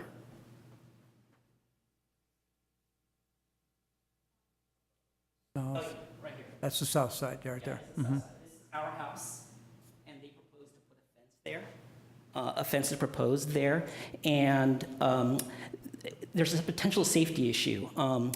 Two of my children, their rooms are on the south side, one right here, another right there. And we've had them practice on occasion getting out of the windows in case of a fire, and they would be trapped there with this design, because that little thing there is an original element, this is a McGregor element, and then what you don't see on the plan here is we have a well right here, a stairwell that goes down into the garage, and so we couldn't access this area at all. We'd have to either climb over the little element or climb up the wall from the well, and that'd be just very difficult to get into. And clearly, if there was a fire and they would jump out, they'd have to run over here to the well, and it's like maybe a 6-7 foot drop, jump down in there. So I just have a concern about that fence. I mean, if that fence, right now there's no fence, and it hasn't been a problem. It's a nice little open space, and so that's the one thing that is of most concern to us is, how would we get back there to garden? How would we get back there to, there's weeds there, keep it nice and neat. It would just be this closed off space to us. So was that clear to you guys? So right now you walk through the neighbor's yard to get to your spot? Just right around here. And then so there's like we have a hedge there. And so in the past, we just walked over. We don't really go there that much, but to clear out the weeds or whatever, and just to have access, it's a safety issue really when it comes down to it. I mean, that's the thing that I'm most concerned about. If in the event there was a fire and the kids would, they go into this fenced off area. And so, I don't know, I just propose them not have a fence. Currently, the fence is right here. Stops, and this is completely open. So there's that's all. Okay? All Thank right, thank you. It occurs to me that I have made a mistake in our protocol here by not asking the applicant to speak when staff finished. Certainly, the architect does have an opportunity I'd like to provide to come forward and add anything that the staff had or talk about the changes you made to the project. So. And I do have 2 more speakers. And you have 2 more speaker cards? I guess, since I messed up here, do you want to come now, or do you want to wait till, let's do the other speakers, and then you can come up. Okay, great. The next Thank 2 you. speakers are Teresa Munoz and Maria Munoz.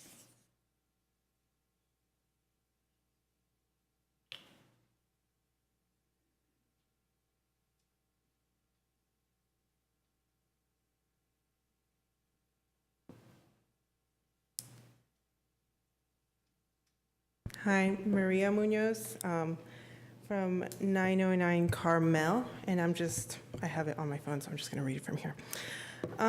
So I'm here today because we have many concerns about the project at 911 Carmel. The most important concerns are regarding the impact the project will have on our neighborhood.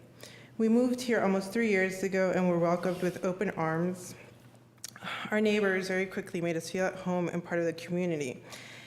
We feel very grateful to be a part of this community and feel that our neighborhood with its Spanish-style homes and family-oriented setting is a gem within an already unique city, offering safety, tranquility, and convenience. The proposed project will disrupt the vibrant and friendly nature of our community. The new home will double in size of the existing home, and one can only imagine that construction will be lengthy and continue onto this school year. The new home will be modern and massive, and not only block out the already reduced sunlight in my home, but I feel will also intrude on my privacy. Earlier this year, we were told the new homeowners were laying down a new foundation for the home, and the construction for that project, which is still not completed, started around 10 a.m. and lasted until 7 p.m., making working from home, which is what I do, nearly impossible. The most important issue in this matter is the safety of the neighborhood children. Earlier this year, when crews were working on the home, crew members ignored children who played outside, as well as all pedestrians in the area. Furthermore, a porta potty and a full container of gas were left outside my kitchen window for more than a month after construction was halted. It was only after calling the city and the company twice that the porta potty was removed. The gas container was later removed as well. The irresponsibility associated with these actions is great, particularly because it is a very family-friendly neighborhood where children and pets are constantly at play. With that in mind, the proposed tree also requests that one of the magnolia trees be removed in order to accommodate a new 2-car garage, as you've stated. The tree is a favorite among the neighborhood children who are distraught at the suggestion of removing it, as we saw. The new homeowners have no attachment to the tree, but the community does. Street parking has never been a problem, and a 2-car garage is certainly not necessary, particularly because the current driveway accommodates at least 2 cars. The key to a good relationship is based on communication, and in this case, there has been a complete lack of it. The new homeowners have completely disregarded their new community. The impact this project has on us and the children is definitely a big one. We're not opposed to the expansion of the home. We understand that it is probably a necessity, but we feel that the new home is excessive and will have negative impacts and possibly future environmental impacts as well. Thank you.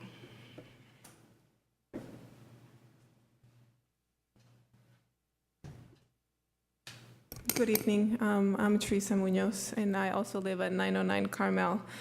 And as Maria mentioned, we moved there 3 years ago, and it's a wonderful place to live. our neighbors truly have welcomed us with open arms. My son right now is being cared for by one of our neighbors, and I feel very comfortable in this type of community. I feel that the new neighbors are truly coming in and not taking into account the rest of us. And really, we want to welcome them, and we want them to come in and be part of our community. We want their little girls to play with our kids as well. But the relationship has started in a somewhat sour way. And so I hope that this is the beginning of some dialogue. It's a little sad that somebody has to come in and actually mitigate so that we can come together and talk. After all, we're all just human beings, all trying to build a home and build strong relationships.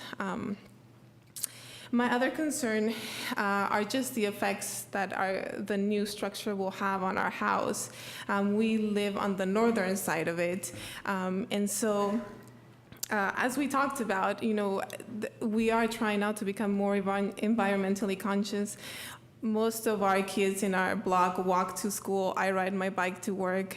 We use the sunlight to heat our home during the winter. We have many windows on the side facing the neighbor's house.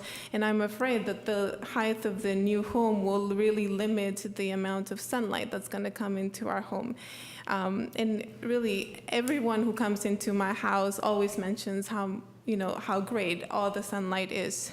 And then, of course, during the summer, we open up the windows to allow the air to flow in to our house. So I'm afraid, again, that the height of the home will disturb the airflow. And then finally, there are some issues concerning privacy because, again, we have many windows, they will have many windows. And I believe that the distance between the two homes is going to be reduced. If maybe we can also discuss keeping, maybe even keeping the driveway that's there already, or at least not decreasing the distance between the two homes by as much as it is proposed. Thank you. Thank you. Other speaker cards, Sam? Okay, so there are no more speakers there. Now, with my apologies, would you please come forward? Gary?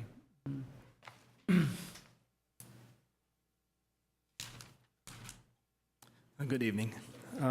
It's quite a list to address, and I'll try and go about it as well as I can. One of the items we've heard a lot about is the magnolia tree, or the two magnolia trees. And one of the items that came out of the last meeting we had was to realize that the configuration of the driveway was going to damage the larger of the two trees. And so we've reshaped the driveway. We've taken it down to 15 feet, and we've kept the larger of the two. Since the smaller of the two seems to be a beloved tree, it's a magnolia, I might suggest that the new street tree also be planned to be a magnolia. Or, I'm pulling this out of the air. I don't know if it's possible to move the smaller of the two. We could even try that. But that would give us a way of replacing one of the two trees, the smaller of the two. The driveway has been mentioned as a large concrete driveway. In reality, what we're putting in are permeable pavers, think cobblestones. So rather than the raw concrete driveway that went the whole side of the house before, we now have a textured front area. It's not a slab of concrete. The walkway is made up of small, I'll call them stepping stones. They're pads of concrete that we put in. You see, if they're poured and they walk in, it allows planting between them. So again, it's not a large area of concrete, and it gives a maximum amount of area for planting. And the neighbor to the north, what we're doing is we're actually opening up the side yard here, all the way back to the middle of the house.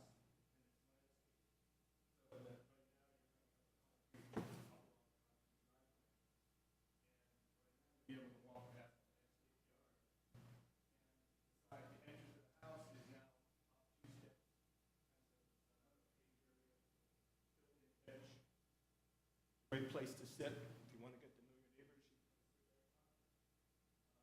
There aren't gates. There aren't, many of the houses on this block have fences. This is wide open. It's open. It's an inviting situation. The landscaping is not shown on here, but it will be totally drought-tolerant native planting, except for probably the vine will grow over that trellis in the front, which is something everybody seems to overlook.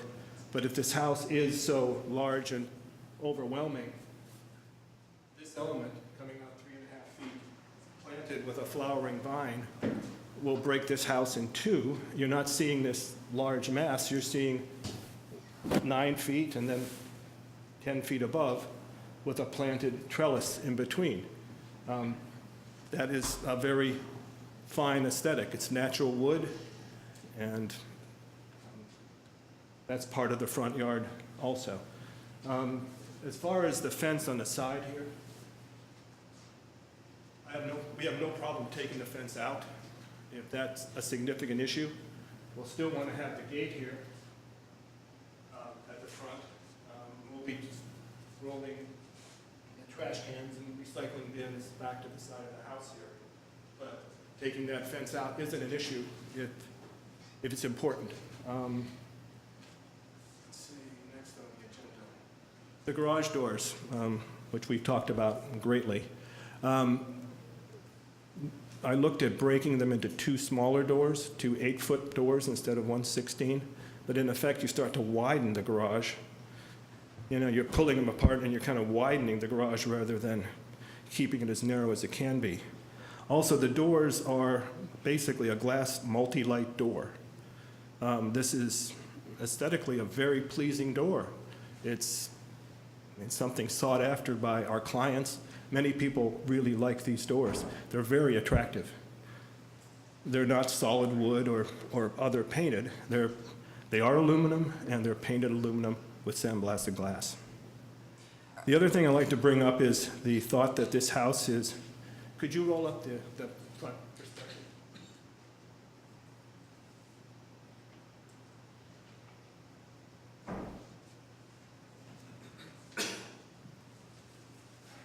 Okay, this is, again, when you're looking at this house, we kept the garage to, it is wider than 40% of this width.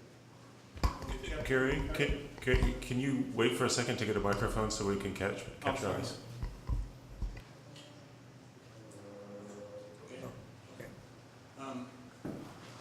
This house is made up of 4 materials on the front. This is, again, this is just a simple line drawing, but this is board form concrete. It's concrete with the texture of wood. It has 12.5 feet of stucco. Above it is dark stained cedar siding. It's natural wood. It's the whole top of the building is wrapped in wood, as well as a wood soffit. The use of the hipped roof with a big overhang is a way of capping the height of the building and bringing it down, not letting it just keep on going. It foreshortens the height of the building. It's a gable roof, and the height, when we say 2311, is actually the high point of the roof about 10 feet back into the building. What we've done also is we've changed the window heights to make it more glass and bring the sill down and expose more of the balcony, as well as the window sills here in the area above the covered entrance. The house the house has many elements that are traditional, whether it's the hip roof, the continuous overhang around it, the bay on the side where the office is, horizontal siding, stucco. Those are all common traditional elements. The only element that is atypical would be the garage doors, and those are just a new and basically a very attractive development. The windows are aluminum-clad wood. We have, I think, probably all the new additions you see coming through have aluminum-clad casement windows. There's nothing different about these also. They're massed together, and they're massed on corners, so again, it lightens the top of the building. There's a, could you show the one that shows the 3 houses together?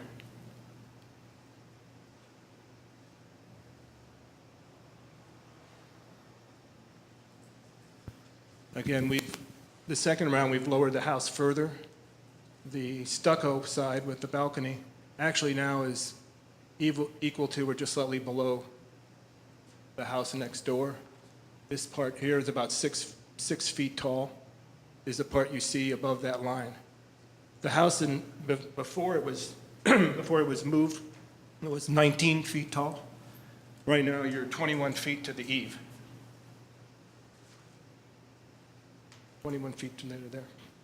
So the overall height of the building may be increasing, but it's broken down, and it's not a monolith. It's a, as far as the neighborhood feel, I'm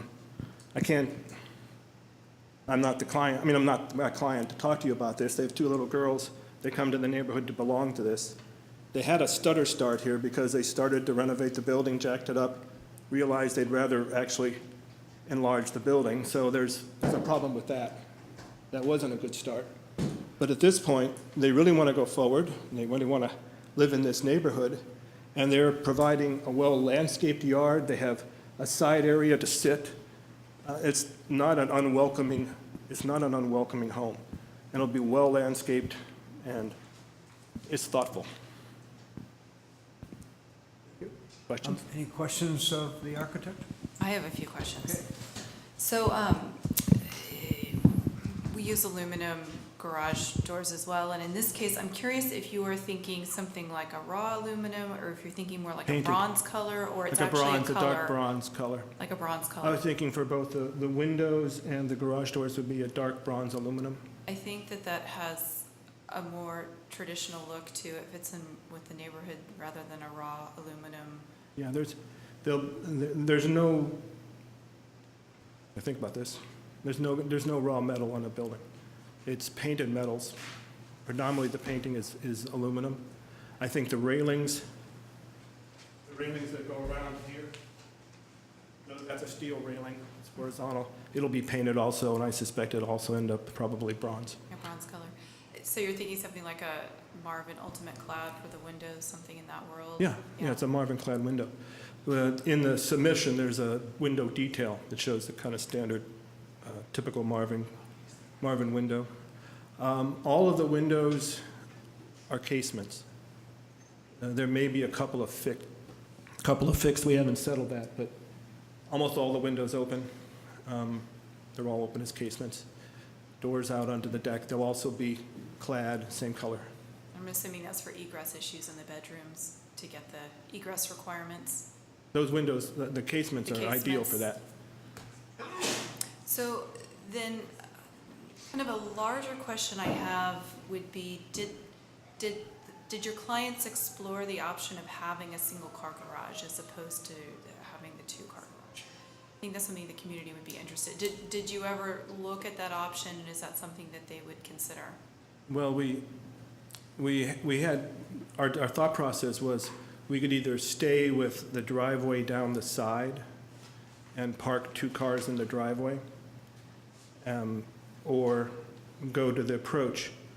My client really wanted to drive into her garage, and she has a plug-in hybrid car, and she has solar panels on the roof, and she wants that to have that ability.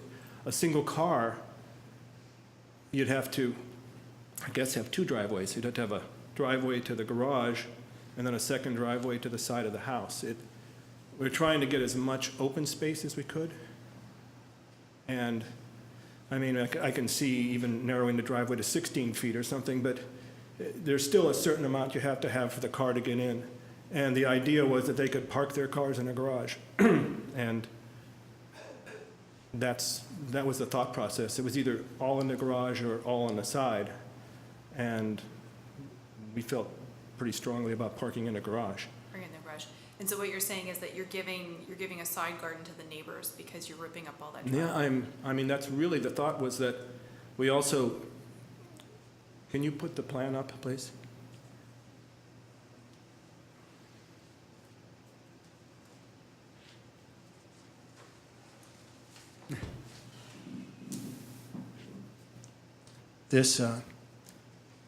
Currently there's a porch that starts here and it comes up and it comes into the house here. What we did was we took out this area of the front to open up this whole area into the side garden, widen the house by narrowing the garage section and then stepping it back in. I'm quite aware that the way to make the side entrance successful is to make it visible, open, and as much landscaping as we could. And our thought was for the neighbors to the north, a garden would be preferable to a driveway. And it's a place you can play and a place you can hang out. That's the thought process. Also, going up in a house 2 stories allows us to keep the backyard too. It's been talked about why not just build another 2-story thing in the back. Well, we're trying to get as much landscaping space as we can. One other item, we may be the only time we've had a renovation where we've moved the house 6 inches. We literally, the house is 3'6" from the property line to the south. We're going to have them, as they take it up further, move it over so that we have a pure 4 feet. And it flares to 6 feet now from the neighbors on the south. And it'll be landscaped and there won't be a fence. All right, any other questions? All right, I have none. Thank you. If we have others, we may ask you back. All right. Is there anyone else who'd like to address, no more speaker cards? And anyone like to address the commission on this? All right. Then I'll close the public hearing, bring it back to the commission for discussion and possible action. Who would like to start? Should I start? I could start, or would you like to start? Be my guest. So I want to address a number of the things that came up in correspondence and in public comment. I think I was last time bothered most by the fact that the garage was thrust out into the front and was trying to propose, I mean, I think we, the entire commission was bothered by the massing of the front in the garage face, and so the architect did respond to the comments that we did give, and I think had the good response to the comments received from the commission. But I was, in the last meeting, I was trying to propose even some further enhancements or changes to the plan in order to make that garage not such a huge feature, I'm not finding the right words here, but it's thrust out into the front, as has been pointed out. I think the one garage door, it was discussed last time, and since it is of a particular style, I thought the rest of the commission, well, I'll just speak for myself, I agreed with what I thought was the sentiment that wasn't necessarily such a bad thing because it fit with that modern design. However, I think I missed the part where in our guidelines we specify that the garage door should be no more than 40% of the width. And this certainly is more than 40%, and that's big. And it certainly is not away from the sidewalk. It is the frontmost feature of the house, and I am bothered by that. I do think that it's hard to say whether the front yard has been, whether or not, it's hard to compare the front yard before and after. I think the architect is trying to provide landscaping and yard and keeping the side entrance open so that it does feel like there's still an open space in the front. And I appreciate the architect only removing the one tree instead of the larger magnolia tree, and I would say yes, if at all possible, that it would be a great gesture to move the second tree that you plan to take out and place it down where the current driveway would be. That would be a wonderful thing. I don't know how feasible that is, but if at all feasible, that'd be great. And thank you for agreeing to remove the fence. I think that that's not appropriate and unnecessary. It doesn't seem to add anything in that case there. The fence along the south side, I believe. And finally, just speak to, I think, an unknown or an error that one of the correspondents made unintentionally, which is that one of the correspondents mentions variances, but I don't believe we're asking for any variances here. I think the correspondent just used an incorrect language there. Variance indeed would be a big thing, but this does not involve any variances. So that's the comments I have for now. I'd like to hear from my other commissioners. Whatever. I guess I can go. Okay. All right, let's see. Well, like I said earlier, I really appreciated the thoughtful letters that we had from the neighbors, and I appreciated the careful review that you made of the staff report and the conformance of the design guidelines. It prompted me to pull out my design guidelines and reread them, actually, for maybe the umpteenth time, but to sort of look at this and try to get a perspective on it. You've cited in your letters, in your correspondence, in your testimony, and your concerns, like specific items, the single-car garage door, many other like very specific things that are in the design guidelines. In working with these, they're not the zoning rules. We have a project here that has the zoning rules, and we know that it is under the height limit and has the appropriate side yards, and those, the design as proposed conforms to the rules. It doesn't require any variances to those rules. And the guidelines are guidelines.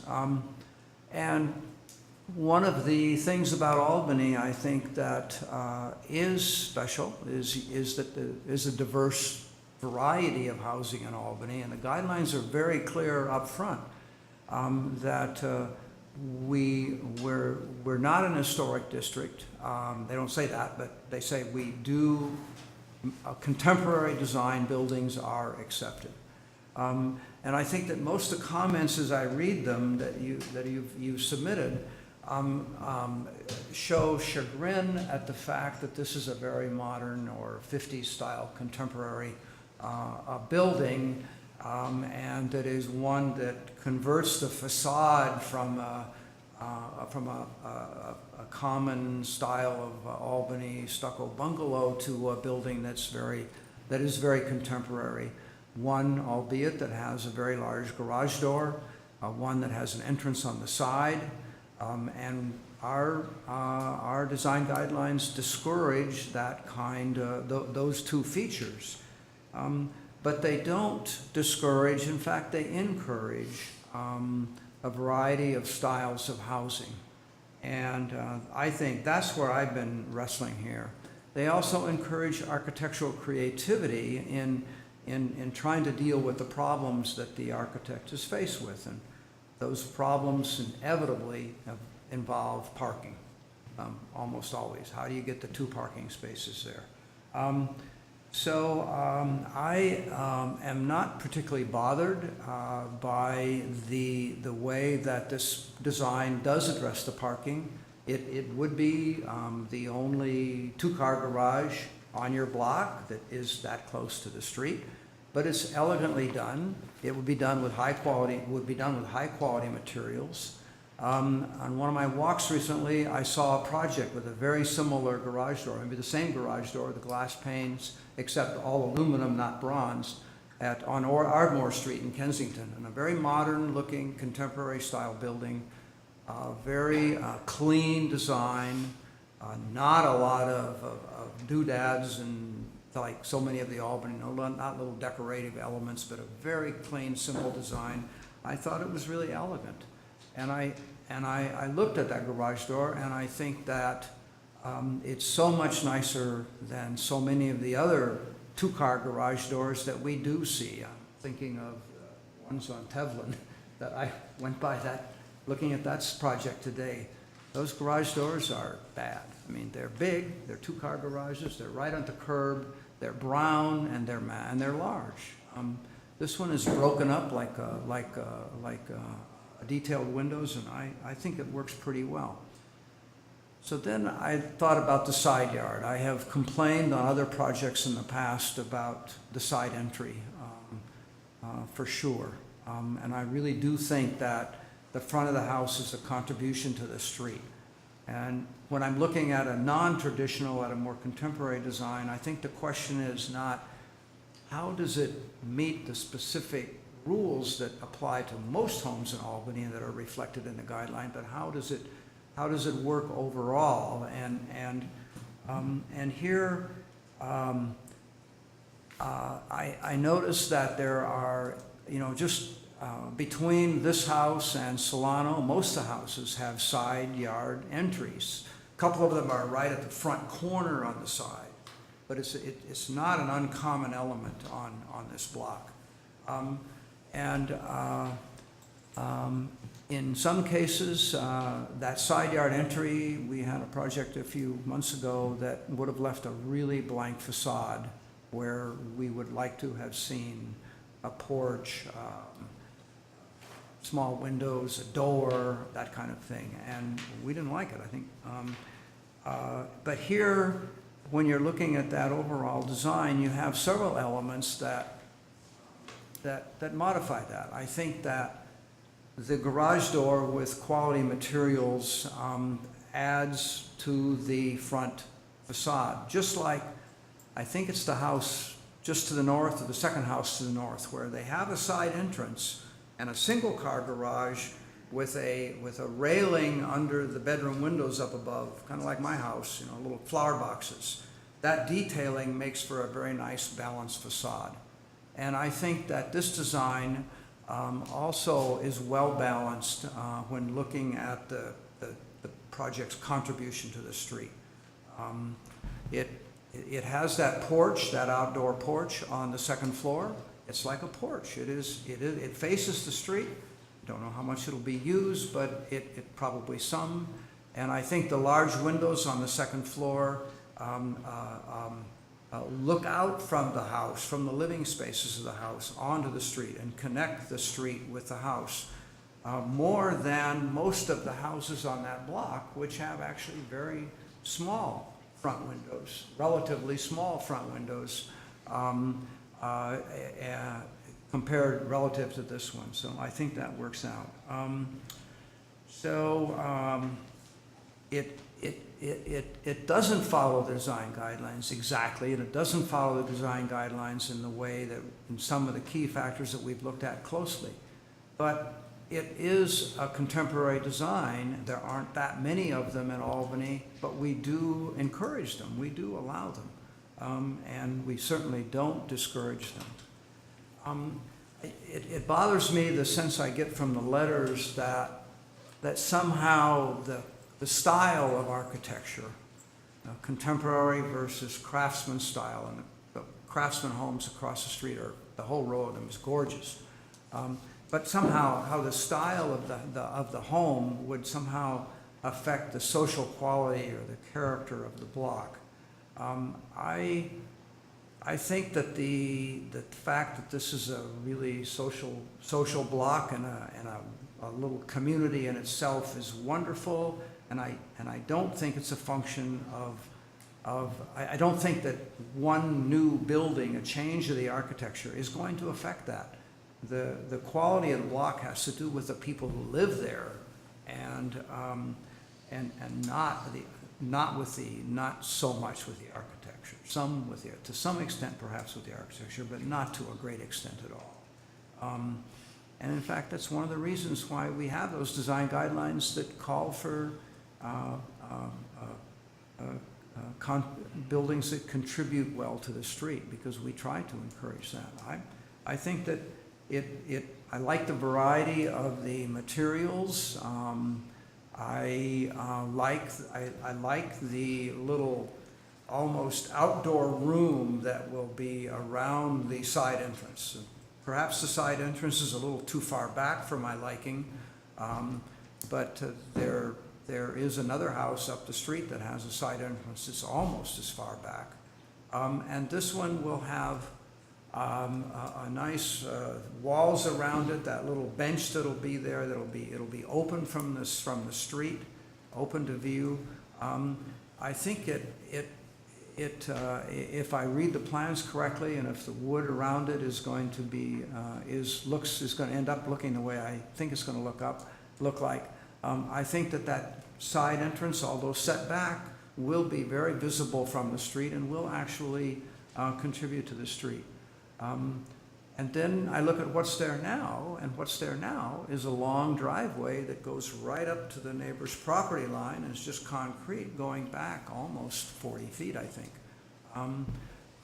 Adding the landscaping, adding the variety of the pavers and the permeable surfaces I think will be an improvement over the driveway that is there now, and I think it's an acceptable trade-off to gain that open space on the front side and lose that space and end up having that garage door that will be large, no doubt about it. So we have guidelines that call for quality materials and variety of color and textures. And I think the choice of the garage door works with that and conforms with that guideline. I was not displeased with the project when it was before us, came before us. I think that the modifications to the chain have improved it, especially with the windows on the upstairs. So I guess I can support it. Okay. We look at a lot of designs, a lot. And there's a lot of different architecture in Albany. I was thinking, like a few months ago, we were looking at a project on Albany Hill, and the entire street is two-car garages. I mean, it's actually, and I'm not saying that as a positive thing. It's all two-car garages, and someone was trying to bring a little more design to the front, and the neighbors were all upset because they didn't have exactly the same two-car garage that all the other neighbors had. So we see a lot of different communities that come together and are concerned about changes in their neighborhood, and we have to look at a lot of different designs, and there are two things that are concerning me, and I think it's the same things that the other commissioners have hit on. That's the garage and the setback from the property line. I agree that the guidelines are guidelines, they're not mandates. We do use them, we take them very seriously, because I think that there's a lot of good information there that for projects that don't have a good design, we can pull those, let's add some design elements, let's balance the character.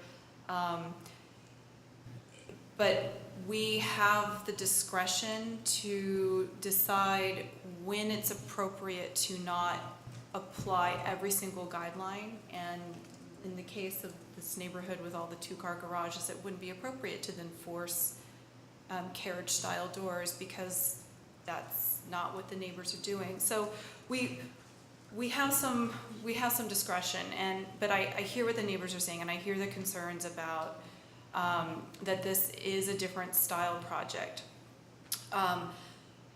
I do want to say that SketchUp has this horrible, it ends up looking very stark, the SketchUp models, because they're very orthogonal, there's no planting, and I think that there can be a reaction that this might be much more stark and severe than what I think the reality is going to be when it's constructed and landscaped. So I wanted to bring that to everyone's attention and just let you know that it will be a lot softened by the application of actual materials and colors and plants and blue sky, and it won't have the severity that it tends to look in this 3D model. Having said that, I actually agree that the garage door, it feels big, and it does feel out of scale for the street. It's a complicated, there's a dilemma here because Albany requires 2 parking spaces. We require 2 parking spaces behind the front wall of the house. And so either that can be tandem spaces up the driveway, or it can be 1 space on the driveway and 1 space in the garage, which the architect is saying that isn't in the best interest of this house because you end up with 2 driveways, or it's a 2-car garage. And in this case, it seems appropriate to go ahead and house both spots in the garage because the adjacent neighbors already have garages. They have garages in the middle. I realize it's a single-car garage with a small driveway and it's under the house, and I realize that the scale is a little bit different, but I like that it's pulling up the driveway. The amount of concrete I suspect is going to be less in the front yard than driving up the street. And I like the idea that maybe this driveway, and I'm hoping the neighbors will embrace this, can become a place to gather. Like maybe it's a place that the kids can play Foursquare, or it's a place that's off the street, that it has a hard surface, that it can become something more than just a driveway. And I'm really hoping that that is actually what happens here. Maybe that becomes part of the driveway design. I like the idea that it's a frosted glass door because I think it's going to be lighter in color and more reflective than a solid door. I think a solid door is going to make this feel very closed off, very, you know, it's not going to have that luminescence and kind of warmth that a glass door would have. I'm encouraged by the fact that it's kind of darker trim pieces because it's going to make it feel less aluminum and more kind of a richer palette. I love that you're adding this beautiful trellis, and I'm hoping that, you know, maybe you plant a vine on either side so it grows quickly. You know, it might make it on the Forsythia tour or the Bougainvillea tour. I think that could be a really nice contribution to the street. Heights are always a concern for the adjacent neighbors, and we do respect that. And in this case, they did reduce the height of the building. Is it accurate that it's shifting only 6 inches? I didn't go back and look. I think so. But if it's 6 inches, we're talking about this much. So that seems a reasonable to get the 4-foot setback, and that's also a fire. You know, if you're 5 feet or less from the property line, it ends up being more of a fire issue. So that having that extra 6 inches is a good idea for the neighbor on the south side, that they're gaining that extra 6 inches.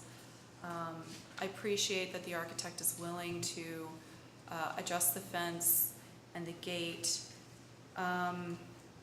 I love the idea of relocating the smaller magnolia, and I think that might address the kids' concerns. And I was thinking, we have a city arborist, Tony Wolcott. It might be a good idea to give him a call and have him come out, look at the tree, and see if you could probably pay them, and they'd probably move it for you if it's healthy enough and if it's not too large. I don't really know if that's been, it was an idea, but I just don't know if it's feasible. We don't, yeah, but it might be worth a conversation, and if it was able to move to where the new tree is, you know, it's that seems to be more sensitive to the site.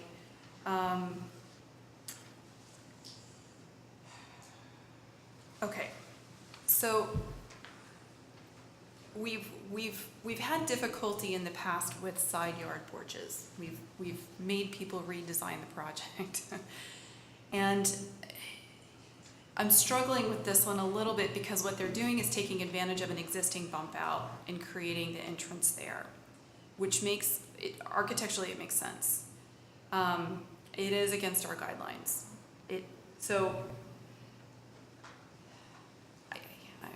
I'm struggling here. You know, part of me wants to have the porch be closer to the front, so you have more of a relationship to it from the street.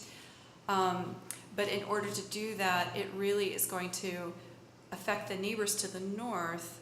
It's going to make a larger porch. So if they keep the bump out and pull the porch forward, there's going to be more roof coverage, and I don't know if that's in the neighbor's best interest, so I'd be interested if that's something that they are concerned about, or what my fellow commissioners think about that. So that's one question I'd be interested in Yeah. hearing some feedback from.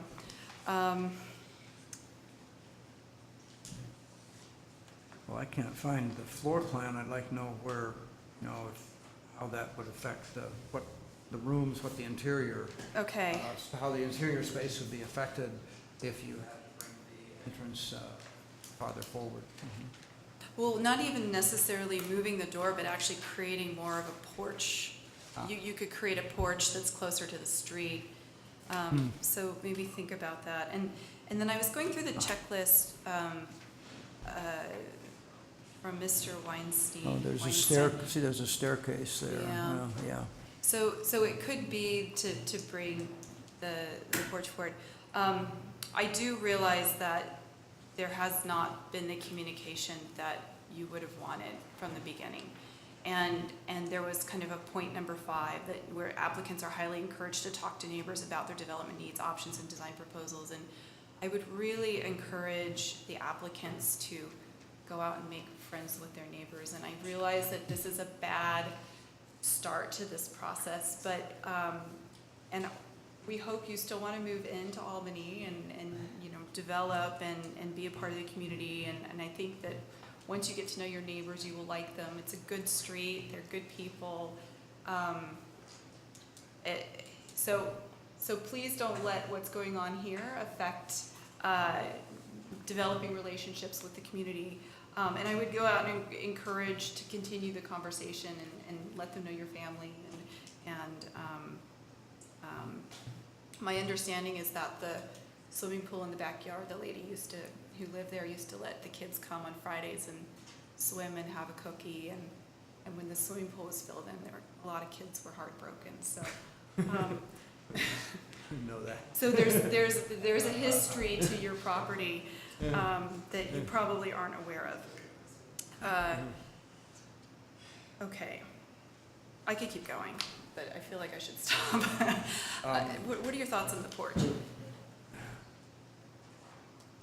Yeah, I think in this case I'm okay with the porch. As I said before, I think it creates that little outdoor space that continues around, and I kind of like the way that the architect has dealt with that, with the chain of blocks leading up to it. It is unusual for us. I think it's creative. I think it would work. I think it will work. I think it will be okay from the street.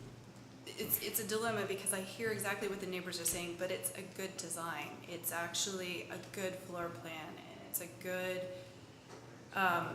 to my eye, and we review a lot of projects, it's actually highly approvable. So yeah.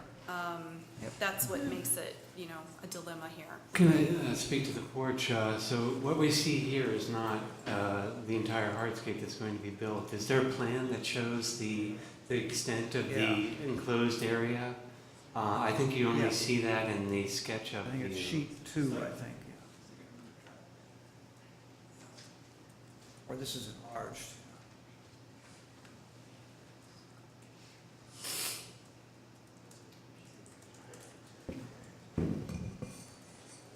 Yeah, all right, that's where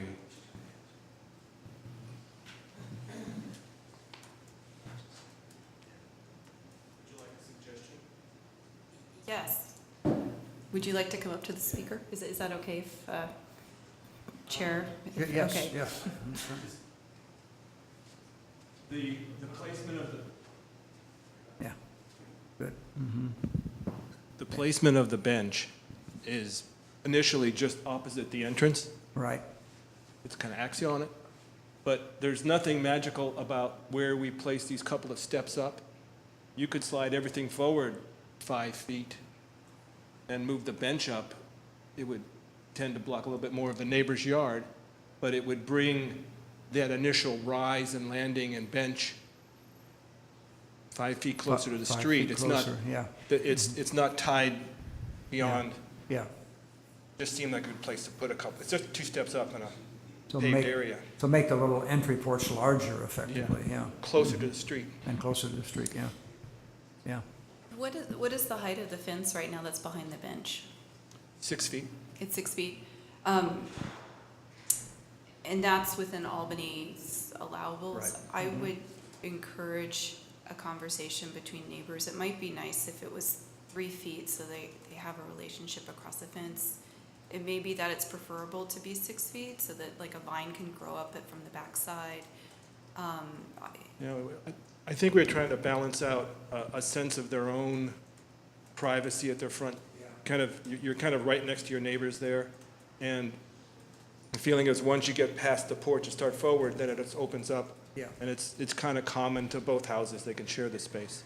Yeah. So you're saying that you could make a little bit of a transitional space before the porch where maybe the fence wouldn't have to be 6 feet because that seems divisive, but maybe. You could step it down and maybe put the bench forward some. Right. And then bring the bench and a lower fence out to here maybe. You know, I mean, there's nothing magic about that site. It just seemed nice to cross from the door, but it could be lower and up forward more. Yep. Kind of a step down. I'm flexible for both, and I would be willing to allow the applicant to work it out with, their neighbors. I And agree. if that was a conversation that would help, I don't want to ask for more roofing, extension, because there's already enough, and we want to be sensitive to the neighbors' light, so. It could be a condition. Okay, I appreciate that offer. Okay. So I had some follow-up comments, if you don't mind, at this Please, point. please. So by the way, I think both of my fellow commissioners spoke very well to this, and in particular, one thing struck me is that fulfilling our parking requirements does put a constraint on the architect. And so we did hear the trade-off here between either having a driveway, a concrete driveway with a tandem parking, or side-by-side parking in an enclosed garage. And so that did make me think a little bit about the garage, having the garage. I'm not sure how else you could do that if you did want the enclosed garage.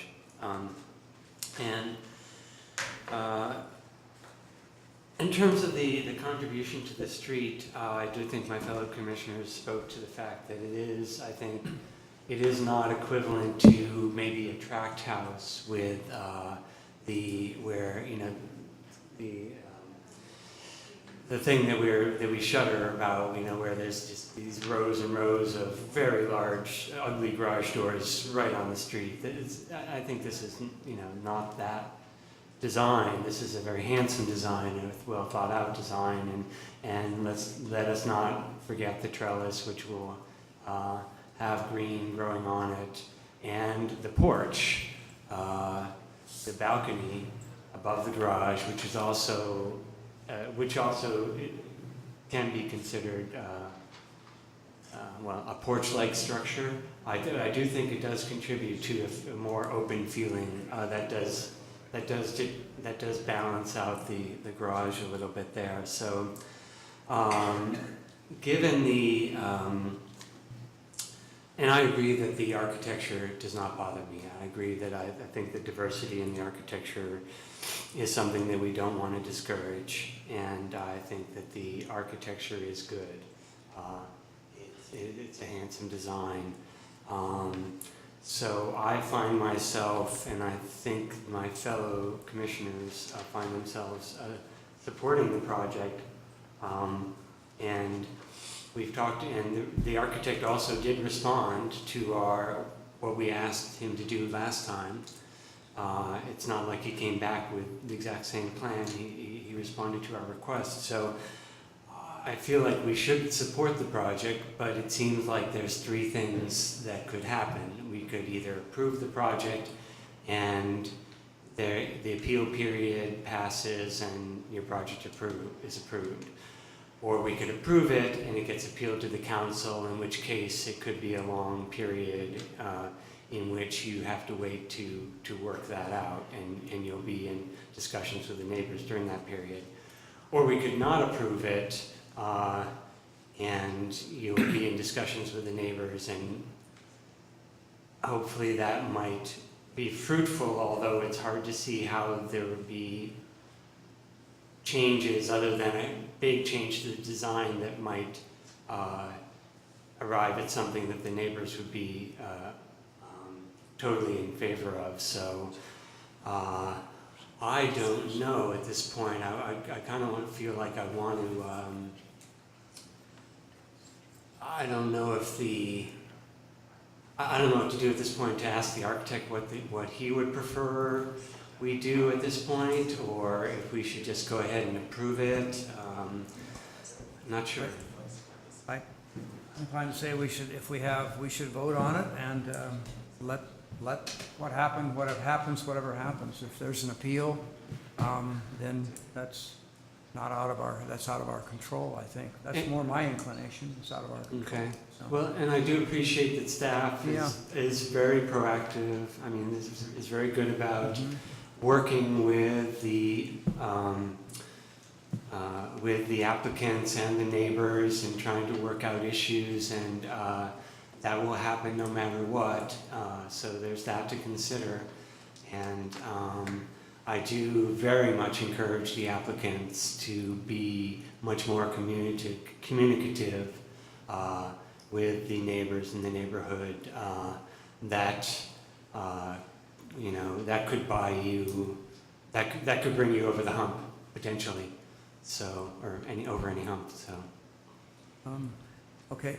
Before I ask for a motion, I want to make one follow-up comment on something Stacy had mentioned. Several years ago, I voted against a project that was approved on Spokane, 700 block, a very contemporary design, and I voted against it because I thought that the style was inappropriate in what might even have been an historic district, because all of the homes were in that area were so much of the same style. The house, I lost that, and the house was built, and the landscaping has really had a big effect. The street trees, the house is well filtered. It's not stark when you see it from the street. It is not not at all. In fact, I really don't mind it. It's fine. It's worked out. And in part because of the filtration and the softening effect of the harsh and somewhat shiny surfaces and large windows by the plants and by the vegetation. You make a good point there, and that the architect's rendering that we've seen is without landscaping. That's important to understand. With that additional comment, then I think I'll accept the motion. Sure. Could I be allowed to ask? Oh, yeah, sure. Come on. Yeah, Just a sure. clarification. Sure. Between option B and option C that I think Mr. Pilch was saying. So just in terms of the timing, because it's not to my liking that the applicants have to wait longer. Okay. But if option B occurred and you said, look, we're not meeting till September, but if you were able to have a discussion with the applicant and the neighbors and there would be a agreeable solution, then things could be approved at the next Planning and Zoning Commission, option B, or option 1, or this other option, if we appeal to the City Council, how much longer does that wind up making it for them to have to wait before they can build? Months, several months, huh? 2 months, 3 months? Yeah, the delay, the additional time in and of itself would be 60 days from the date that you file the appeal. And there is a fee, it costs to file an appeal, is that right? Yes, there is a fee associated with the appeal. From the date that the appeal is filed, we have 30 days to set the date, and the date has to be within 60 days of the original commission action. Yeah, so potentially as much as 90 days. And then it doesn't have to come back to you, unless City Council directs it back to you. Whatever they do overrides whatever we do, or confirms whatever we do. But then they might direct it back to you. Possible, they could. If they say, no, it can't go forward in the current state, City Council says, no, then they have to draw it up again and start over, and then it comes to you. Possible. Okay, thank you. And, you know, I think I can fairly say that on most projects that get appealed to the city council that do involve design issues and interpretations of the zoning code and interpretations of the design review guidelines, our decisions are upheld. I think I can safely say that. Well, I won 3 years ago. You won. Yeah, your commission approved. You're more it. experienced at it than I am. I stop, right? I rest my case. I stop right here. Thank you. But this is a different situation. Yeah. Okay, thank you. Okay. All right. Gary? Yeah.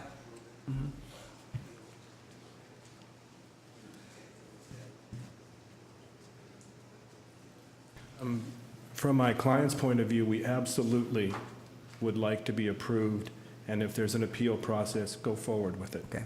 The idea of leaving it in limbo is I don't see how months of our negotiations are going to get to something that we will be happy with or they will be happy with. Yeah. There just aren't that many shuffles unless we scrap it all and go back to drive on the side. Yeah. And we don't want to do that. So Okay. approve it and we'll go to appeal and. Okay. I understand. Will you be open to negotiation anyway? I mean, just to have a sit down here? I would think so. But I can say that we feel strongly about what we're doing. Well, it would Okay. probably help in the neighborhood if we had that. We would all be civil, of course, and inviting. Yep. I Okay. encourage it. Okay. I'll accept the motion. I will move then planning application 14-0-30, conditional use permit amendment, oh, sorry, wrong one. I retract that. I move planning application 14-0-020, design review for an addition and remodel of 911 Carmel with the findings and conditions as outlined in the staff report. And would you accept a condition that the fence on the south side would be deleted? Yeah, I'll accept that amendment, that with the condition that the south And side that the fence be applicant should removed. consult with the city about relocating rather than cutting the small tree. And that the applicant consult Yeah, with the the city small arborist magnolia. about relocating the small magnolia tree. And that it would be agreeable if they brought the porch landing forward on the property, where the bench is located. And to the applicant's discretion, move the porch landing forward by as, I would say to where the volume is, like at maximum, that where that corner is, Maximum of 5 feet. yeah, maximum 5 feet. Yeah, maximum. 5 feet-ish. Okay. Okay, that's my motion. Okay, is there a second? I second. Second. All in favor? Aye. Aye, and there's no opposed. All right, so you do have the approval, and there's a 14-day appeal period, and then there may be an appeal. We'll wait and see. Okay. So, Thank you. the appeal should be filed with the Community Development Department or the city clerk, 14 days. It's the end of business, 2 weeks from today. If an appeal is filed but later withdrawn, the fee is returned to the appellants. Yeah. And we will be in touch with everyone to see how we can help facilitate discussion. Oh, that's good. That's great. Thank you. Okay. All right, where's the agenda? Okay. Oh, it's getting late already here. Okay, the next item on the agenda is conditional use permit 14030, again for the Chinese Cultural Center at 636 San Pablo. Do we have a staff report? We just lost the commission. Would you like to wait for Lost the Commissioner Filch to come back? Did he recuse himself, or was? No, I think he ran off to get a Get a glass, water bottle. yeah. Okay, he'll be back. So, I don't know. Why don't you start? Okay, very good. Nick will catch up or ask a question if he misses part of the staff report. Yeah, and this is a rather brief staff report presentation. The commission reviewed and approved conditional use permit and parking exception application for the Chinese Cultural Center at 636 San Pablo Avenue on June 11th. Excuse me, Ann. Could we ask to move outside? We're having trouble hearing as we move forward on the rest of our agenda. Thank you. Okay. The program will offer folk dancing, ping pong coaching, and tutoring services, and will be run by 4 volunteers with 6 students per volunteer. After the applicant received approval, they filed an amendment, actually about a week later, to extend the proposed operating hours from 9 a.m. to 6 p.m. 7 days a week. The applicant received the parking exception approval for the 12 spaces as there is no off-street parking at the site. So when you approved this project back in June, Special Condition 7 specified the operating hours, which was part of your initial discussion. At that time, the applicant applied for and received approval to be open 3 p.m. to 6 p.m. Monday through Friday and 9 a.m. to 6 p.m. Saturday and Sunday. So this is quite a departure to go then to 9 a.m. to 6 p.m. 7 days a week. In your staff report, you received a copy of an amended application. It essentially outlines the same parameters of the program as before, just with the request for the operating hours. As such, we've amended Special Condition number 7 to reflect that. We also went out and did another parking survey just for your reference. It was last Thursday at 9 a.m. And there's slightly less availability of on-street parking within 500 feet of the, or 500 feet walking distance of the subject site. There was 35% availability. The east side of San Pablo had ample availability, but the west side was much more parked up. So that was conditions that we observed. It's not, since you approved the parking exception before, we wanted to give that to you for your information this evening. And with that, we recommend approval of the amendment. The applicant is here this evening. And just to let you know, they have not yet applied for the building permit. They're still working on the building permit details. So this is quite a ways away from actually being reviewed for construction and any permit issuance. Okay. My guess is it's probably 6 months out from them breaking any ground on this. Okay. Okay. And will you review again what hours we approved, and so we know what they're asking for, 9 to 6, 7 days a week? Yes. What was it again that we approved? It was 3 p.m. to 6 p.m. Monday through Friday, and 9 a.m. to 6 p.m. Saturday and Sunday. So it's really just weekdays that we're talking about right now. Right, and in the application material, the applicant indicated that they want the flexibility to offer summer programs when children are not in school. Oh, okay, I see, yeah. All right. Okay, is the applicant here? Would you like to address the commission about any of your thoughts on this, or do we have any comments for you? Yeah, please come forward to the microphone, yeah. You're on television.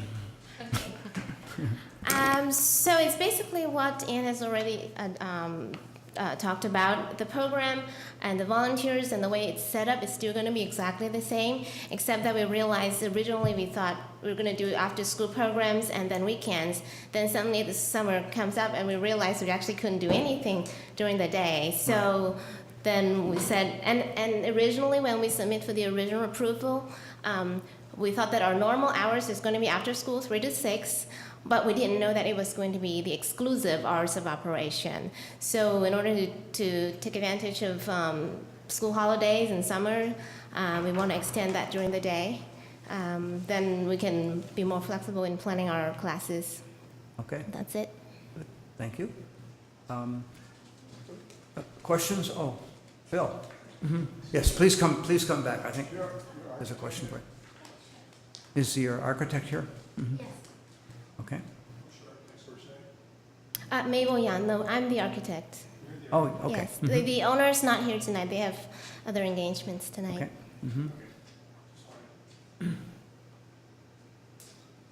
That's your question?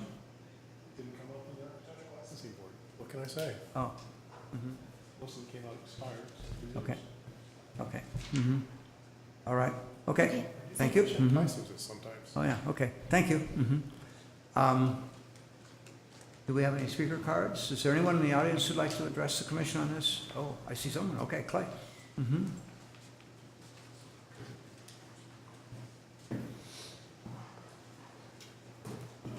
Yeah, I don't think this creates any real issues. I would comment, there's in scientific measurement, there are those who would say that if you provide a metrics, a measure, and you don't state the uncertainty of the measurement, the value of the measurement is reduced to almost nothing. I live in Adams Streets, and I can guarantee, I mean, there's certainly random variations, but in general, 9 in the morning is less impacted than 4 or 5 o'clock in the afternoon. So I'm puzzled how you would find less available parking at 9 in the morning. Oh, But as I say, I don't think those are hours that are going to impact much. I do think, since this is going to be run by volunteers, I think one of the special conditions that the commission required at the last approval was to have a sign, I think it was Commissioner Moss that suggested, to have a sign inside the building so the volunteers who were operating the programs will recognize and everyone will be aware of the hours of operation. So I think that's good to include that again. This is otherwise a fairly de minimis I think that's a good suggestion. change. Yeah, okay. I like the way you think, Clay. Is there anyone else in the audience who'd like to address the commission on this item? Seeing no one, I will close the public hearing and bring the item back for any discussion. Who would like to start? I'm happy to start. Sure. You know, it's interesting, when we were looking at this before, I thought the hours were actually a little bit limited, and for a successful, I don't want to say business, but for a successful, well, I guess it is a business, it's a bit of a business, that they would probably want more hours, and so I'm willing to approve this because we want them to develop this and it to be successful.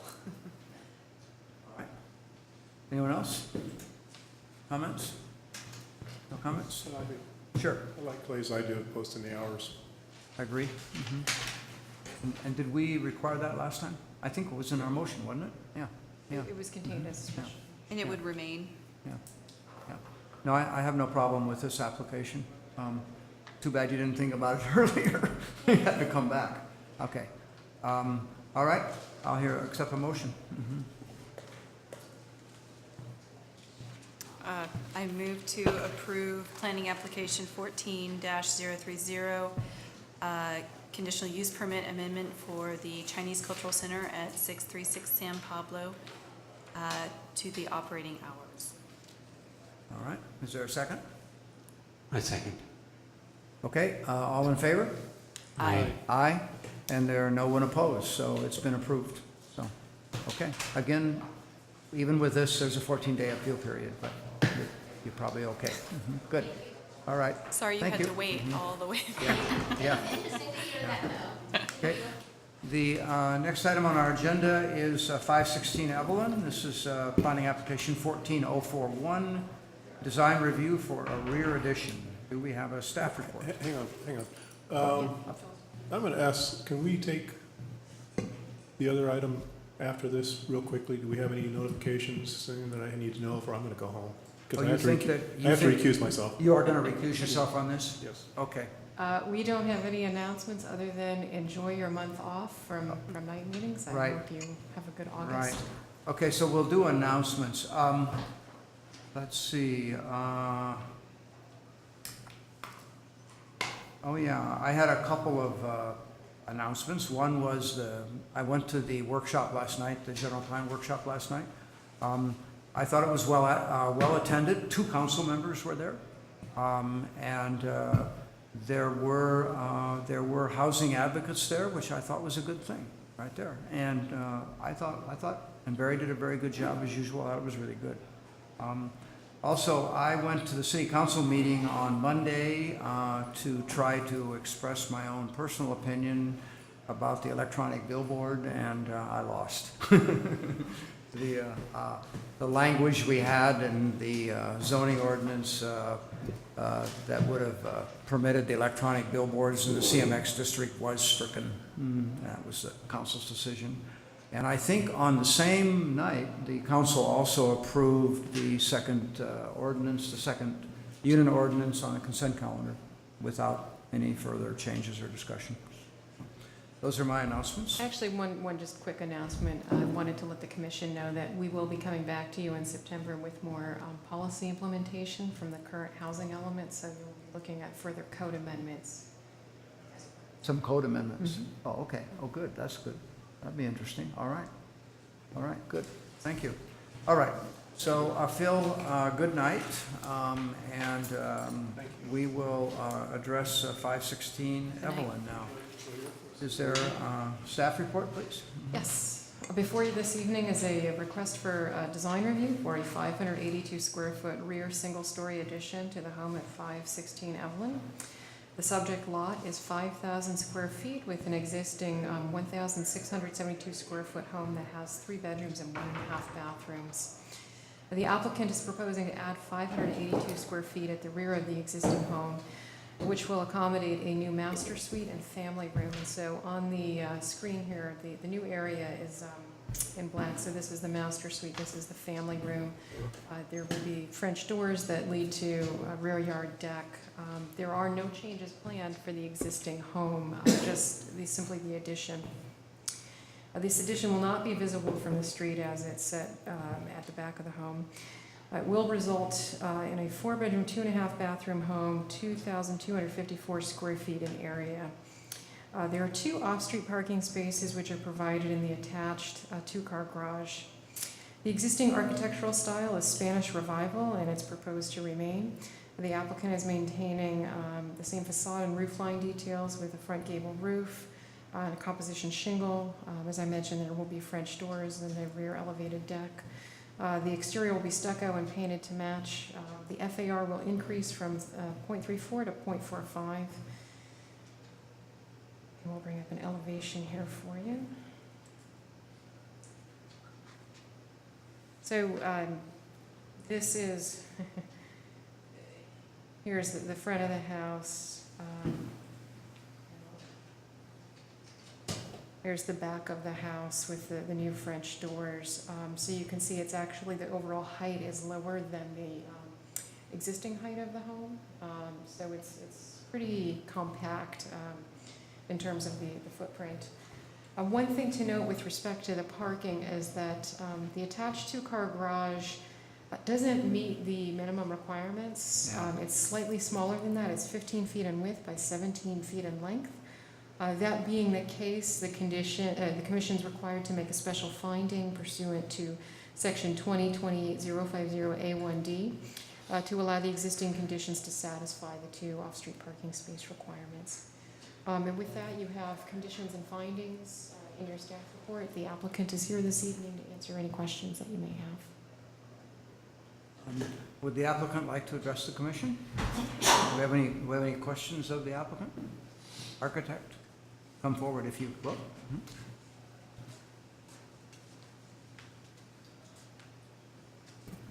Yeah, my name is Jason Yang. Hi, everyone. The only issue is the parking, but this is the existing for the existing home. So we're adding footage to the back. I don't know if that should be any issues. We're not adding any units or additional structure, but just making the existing home larger. That is needed by my clients. Yeah. questions? I was curious if, looking at the design, it seems like you could almost make the deck longer and put a French door out the bedroom too. I'm looking in the west elevation. The west elevation, yes. I'm redesigning for you. If your client wanted, they could have a longer deck and then they could have doors from the bedroom out too. But not everyone wants that, so. Oh, yeah, that's his choice. His choice? Yeah. Okay. I did want to ask about the language of the doors off the family room. I noticed that all the other windows. Single hung. Are double hung windows. And then in terms of the divided lights. For the French door? For the French door. Is that intentional that you have two cased windows without the divided lights and then you have the. Oh, on the side, on the Yes. left and right? Yes. Just allow more light to the living room. Yeah. So would you be willing to do a French door that didn't have the divided lights so that you also had more light? Without those two lights, side lights? No. Taking the grids Oh, off the of the divided doors. light. Yeah. Oh, no grid, you mean? Well, I'm just curious if that's intentional, that you have a grid in the doors and there Mhm. you don't have a grid. What was the design intent? To make it look like more like a French door. Like a French Yeah. door? Really up to the owner. If he choose not to have it, we can delete it. Okay. Yeah. I'm just looking for consistency with the rest of the Right. house. And, You're right. And Mhm. so I'm just curious what the thinking was. I'm the owner. Sure, come You forward. wanna- I don't mind too much. Oh, would you come to You the come microphone so everybody can hear. Yeah. you're on television and so everyone can hear you. I'm Kai Dong Chen, I'm the owner. The question in there, to be honest, I don't really care too much, but for some reason my wife likes this style and she feels this is more like a real French door. So. This is in the backyard. It's in the back, so I'm not going to fight it. I'm just curious, what the thinking was. Yeah. His wife should have the door she wants. Okay. I don't actually have a whole lot of, Why? No, but I think I'm fine with this Yep, okay. application. Yep, okay. Thank you. Thank you. I don't think we have any members of the public, no speaker cards, right? So I will open the public hearing and close it and bring it back to commission, I think, for a motion. Unless there's Okay. further discussion. Any further discussion? No? I'll move planning application 14-041, design review for rear addition at 516 Evelyn, with the findings and conditions as outlined in the staff report. do we need to specifically identify the garage as being acceptable? Good question. Yes, it says design review, but it doesn't say. Is that one of the conditions? We included in the Oh, staff it's report. it's in the findings, Okay. that's part of the findings, Yeah. yes, Yeah. okay, so, Yeah. yeah. So I think Yes. we're okay on that. Okay, I second then. Okay. It's been moved and seconded. All in favor? Aye. Aye.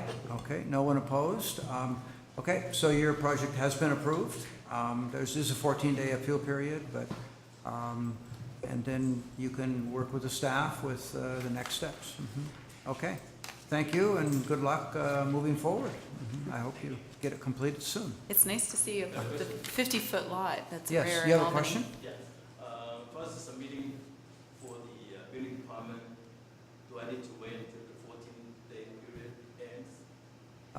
You don't have to. If you have construction drawings ready to go, you can come in. It's at your own risk, but Yeah. given the lack I of don't- public participation on your project, I think you're probably safe to just proceed. I think with you're safe. plan check. I think you're safe to move forward now. No one spoke at the public hearing, so it's unlikely someone would appeal it. All right. Okay. Good luck. Very good, thank you. And we have done communications. So our next meeting is September 10th. We're taking a month off. Are you going on vacation, Ann? Yes. Oh, good. I'm going to Barcelona a week from Saturday. Oh, that's wonderful. Where are you Yeah. going? Barcelona. Barcelona. Barcelona, oh yeah, Spain. great city, yeah. Want to see my pictures? Oh, wait, no, I actually I saw them and I forwarded them to my family as Oh, well. yeah. So we're Oh, yeah, I got sent us you my quite website excited. there. Yeah, my Flickr site, yeah, good. Oh, it's a wonderful city, wonderful city. All right, with that, we're adjourned until September 10th. Good. Thank you. Great.